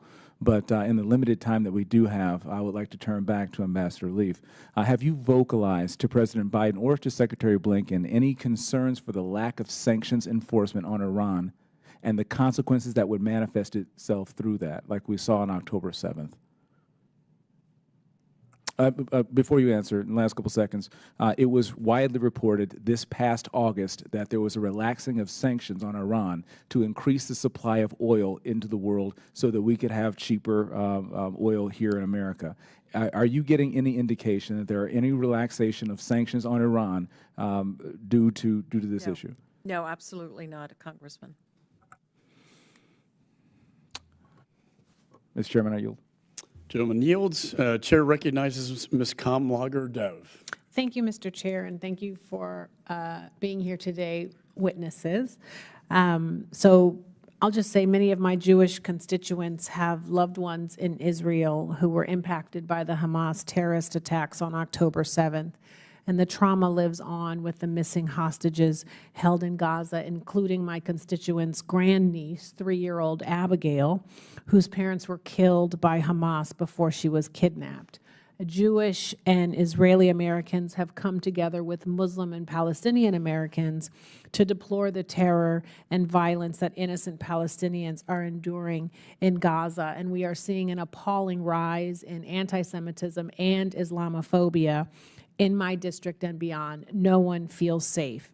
I want peace. I think we all want peace. I hope we all believe that all people have the right to live with dignity, self-determination, without fear of extinction.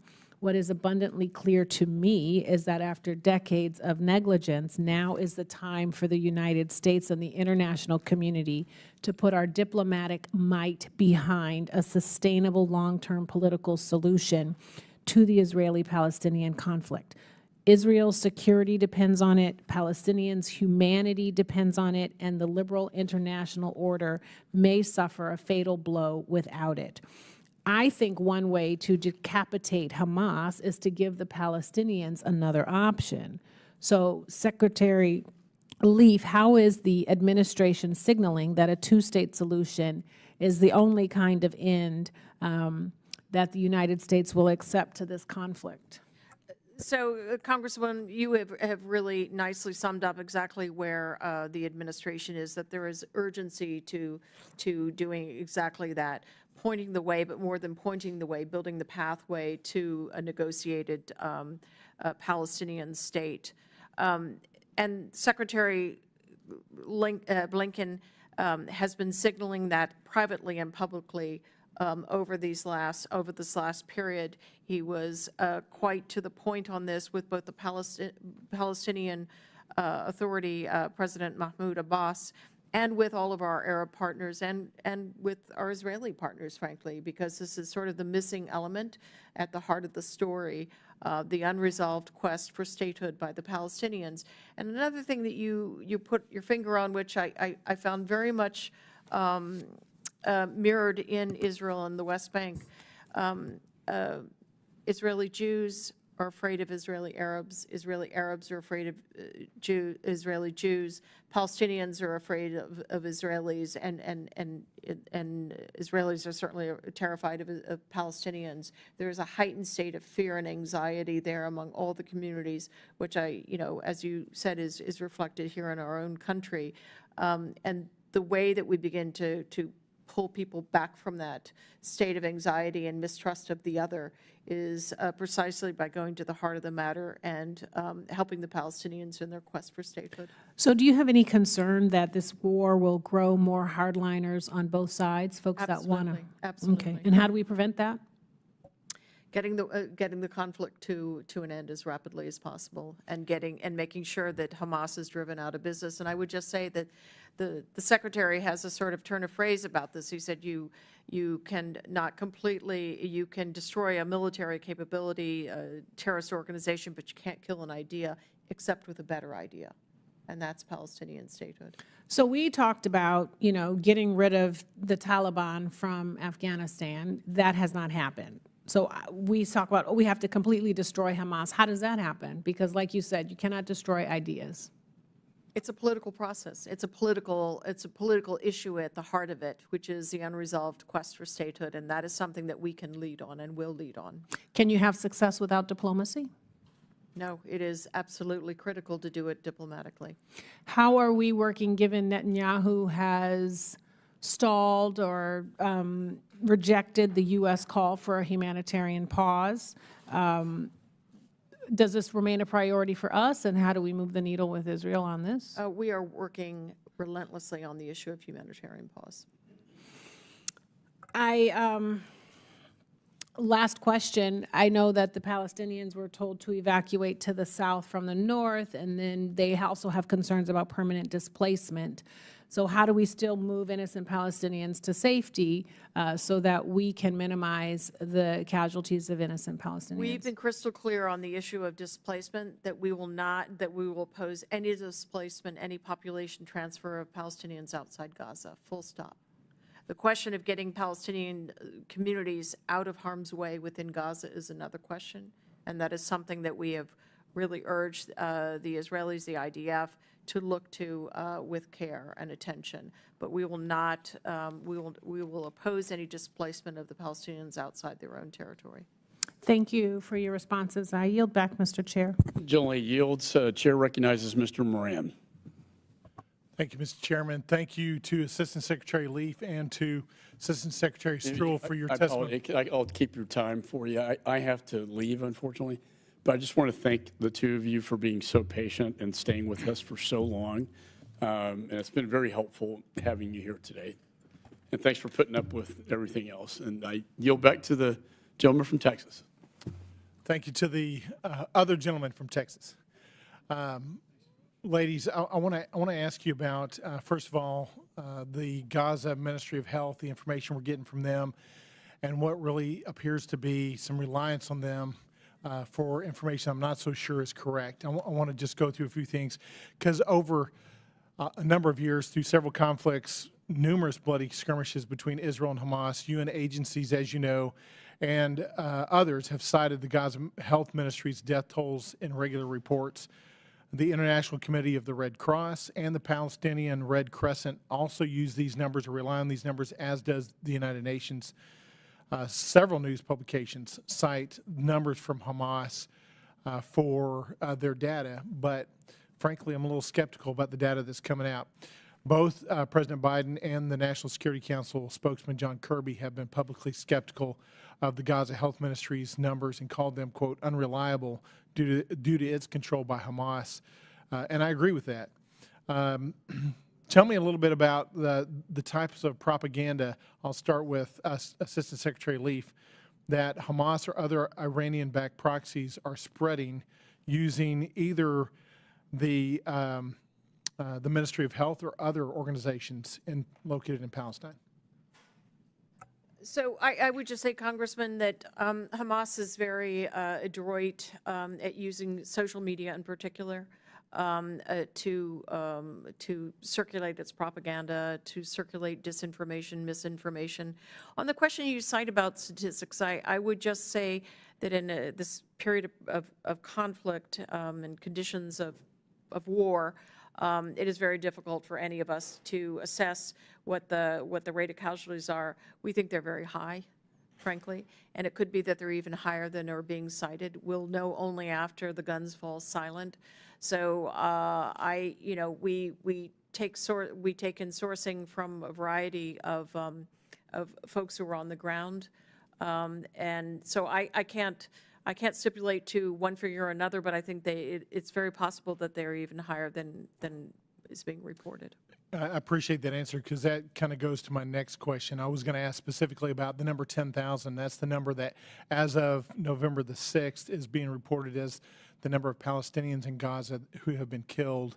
And my question to you was going to be, do we think that number is higher? Do we think it's lower? Do we have any visibility? Do we have any reliable information that would give us some indication one way or the other on that number? I mean, as I say, we have a lot of different sources from people that we know that are on the ground, that are NGOs and others who are operating there, UNRWA and so forth. And I think we'll only have a faithful figure at the end, tragically. But I would just say, when as a point of comparison, Gaza Strip is about 25 miles in length and 7 to 12 miles in width, and you've got 2.2 million or thereabouts people compressed into a piece of land that is, well, it's comparable to Rhode Island, I guess, but I think Rhode Island is actually a bit larger and is half the population. So in these extraordinarily dense confines, it just stands to reason that there are very high casualties. In my last minute, I want to switch gears and ask both of you about Iran's participation. Early on in the assault, it appeared that there were advanced missiles and drones targeting civilians and civilian infrastructure used by Hamas. Information that's come to me indicates that it would be Iran that really has provided that to them, either as a proxy or directly.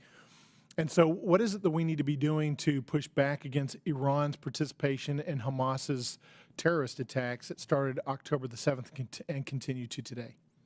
So the question of direct Iranian involvement in that operation is still a question that analysts are looking at very closely. I heard a variety of opinions from intelligence services when I was out in the region, with some officials saying that they found that even the political elements of Hamas were clearly in a state of surprise on October 7th, that this was a very siloed operation, and that other elements of the so-called Axis were in the dark. All that said, it's fair to say that Iran set the table for this in the years of support it gave to training and lethal aid and finances to Hamas and to other elements of the proxies.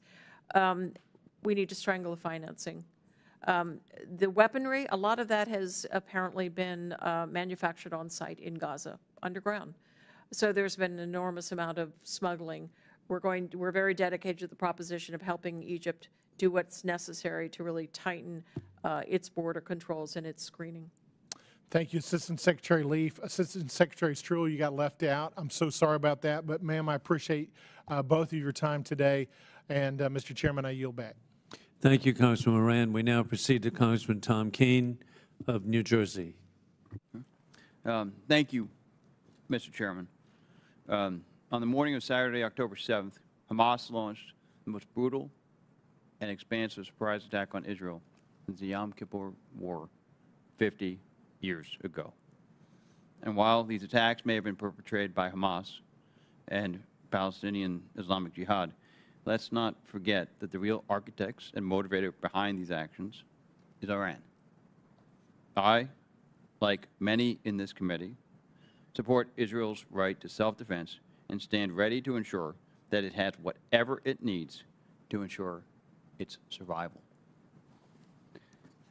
I, like others on this committee, share the concern that any pause will only allow Hamas to continue in its terroristic activities, and we need to be united in our efforts to ensure that we defeat the evil that is Hamas.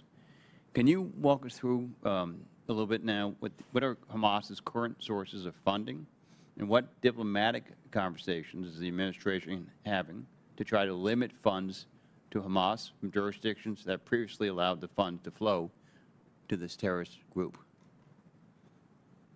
So we are really constructing a wide-ranging diplomatic effort on this front, and I think that we'll go back to the efforts that we had against ISIS, for instance, or Al-Qaeda and other major terrorist organizations. The effort to dry up the funding, to cut it off from both governments but also private donations is a long sort of trench warfare, and that's what we're going to be doing globally, going around to just restrict and break up. Are you already doing that? I'm sorry. We have started on that. Yes, we have.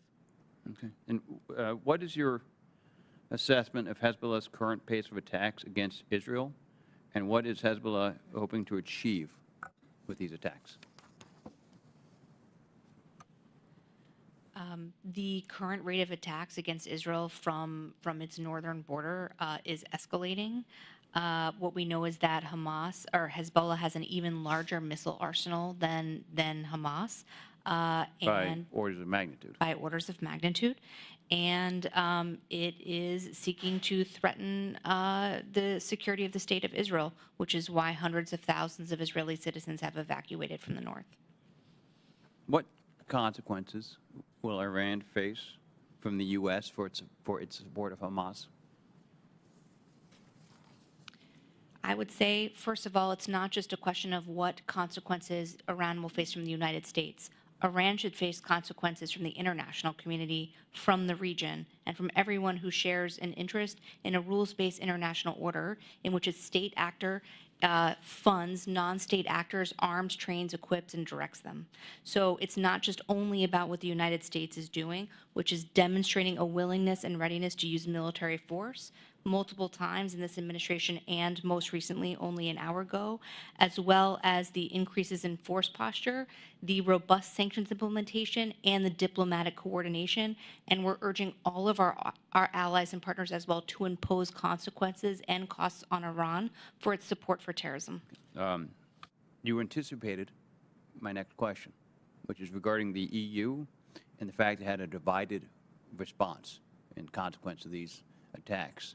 How are you helping ensure that the EU, as well as going into the issue that that Congressman James talked about at the UN, how are we ensuring that any of these broader organizations are standing up against evil and supporting good?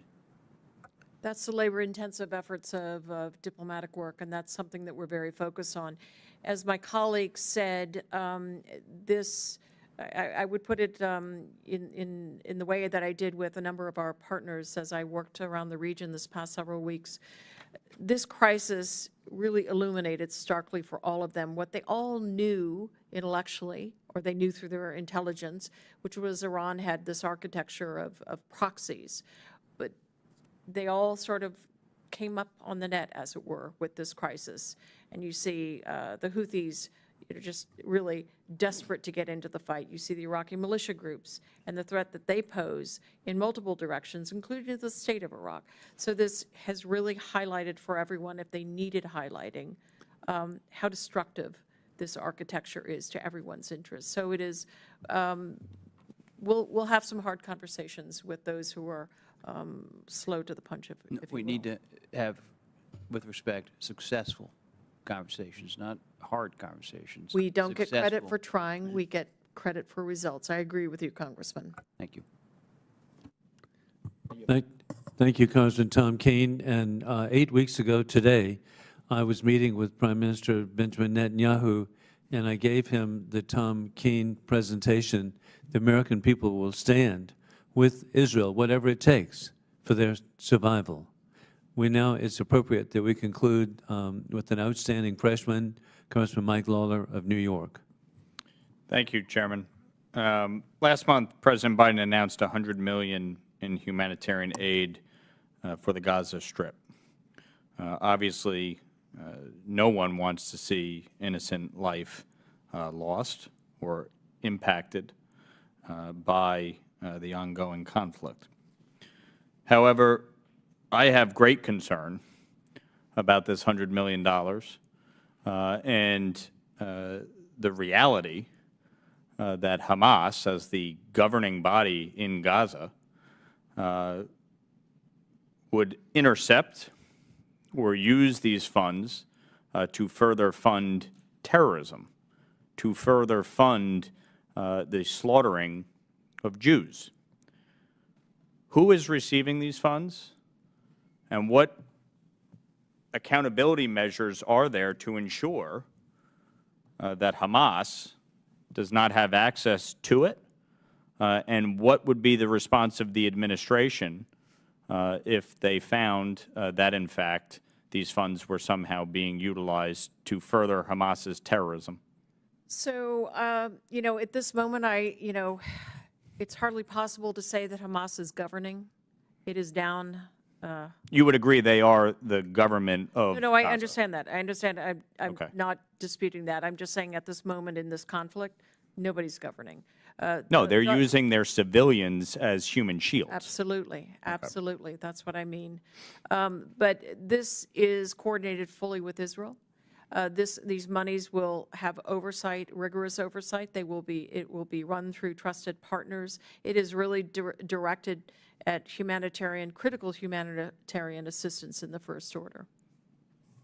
So when you say in concert with Israel, are the funds going to Israel to administer? Who is administering the funds? No, Israel has made it clear that it does not want to be in the business of administering anything in Gaza. So who's administering it? We have the oversight, and we go through trusted partners, NGOs. Who are our trusted partners? I can get you a list of those, sir. Please.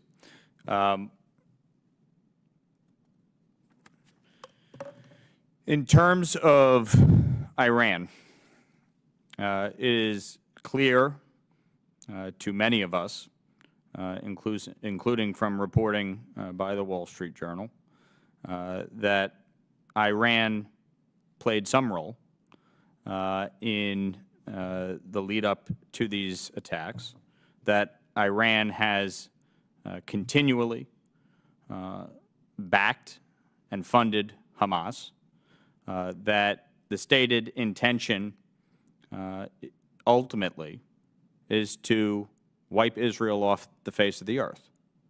We all acknowledge that.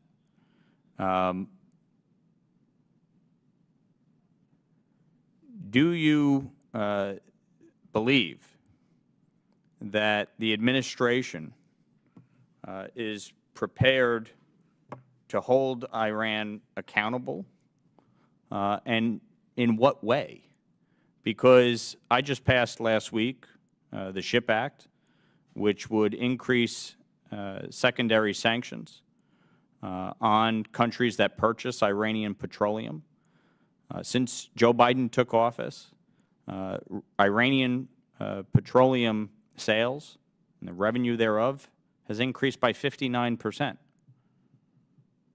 What is the administration doing to hold Iran accountable? Thank you for your question. We have made it clear that Iranian fingerprints are all over the funding, arming, training, equipping, and directing of a variety of non-state actors, from Hamas to Lebanese Hezbollah to the Iran-aligned militia groups in Iraq and Syria to the Houthis in Yemen. And we do hold Iran responsible and accountable for the acts of terrorism we see in the region. As recently as this evening, when President Biden ordered precision strikes against IRGC-affiliated facilities in eastern Syria. Does the administration deny or confirm the Wall Street Journal's previous reporting about Iran's involvement in the October 7th terrorist attacks? The administration has been very clear that Iran has had a role through its arming, training, equipping, and funding of Hamas. Does the administration confirm or deny the reports of the Wall Street Journal with respect to the October 7th? Wall Street Journal article? What Assistant Secretary Leaf also said earlier is that there is not a smoking gun piece of intelligence that confirms that Iran directed the specific nature, scope, scale, and timing of the October 7 attack, but there's no question that Iran is responsible because of its arming, training, funding, and equipping of Hamas. Given that, and given your statement there, should the $6 billion in unfrozen funds be permanently refrozen? That would be a decision for senior level of the government, but at this point, that $6 billion has not been touched, and it is the use of it is for humanitarian purposes only. I yield back. Thank you very much, Congressman Lawler, and Secretary Leaf and Secretary Struhl. Thank you so much for being here, and I think you can see that you have bipartisan support of Republicans, Democrats. We want you to succeed. Additionally, lightning is going to strike, but I agree with the Washington Post. We want the president to succeed. This is going to be his legacy. And we have an existential situation developing with an axis of evil, with war criminal Putin, the Chinese Communist Party, and indeed Iran and Iranian puppets. And it must be addressed, and we want you to succeed. And so just understand it's just for our families. And with the potential, as the New York Post has reported, of a potential terrorist attack here in the United States is imminent. What you're doing is so important, and we want you to succeed. Additionally, as we conclude, I want to thank the staff.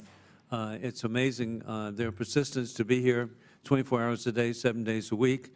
And with this, we shall adjourn. Thank you, Congressman.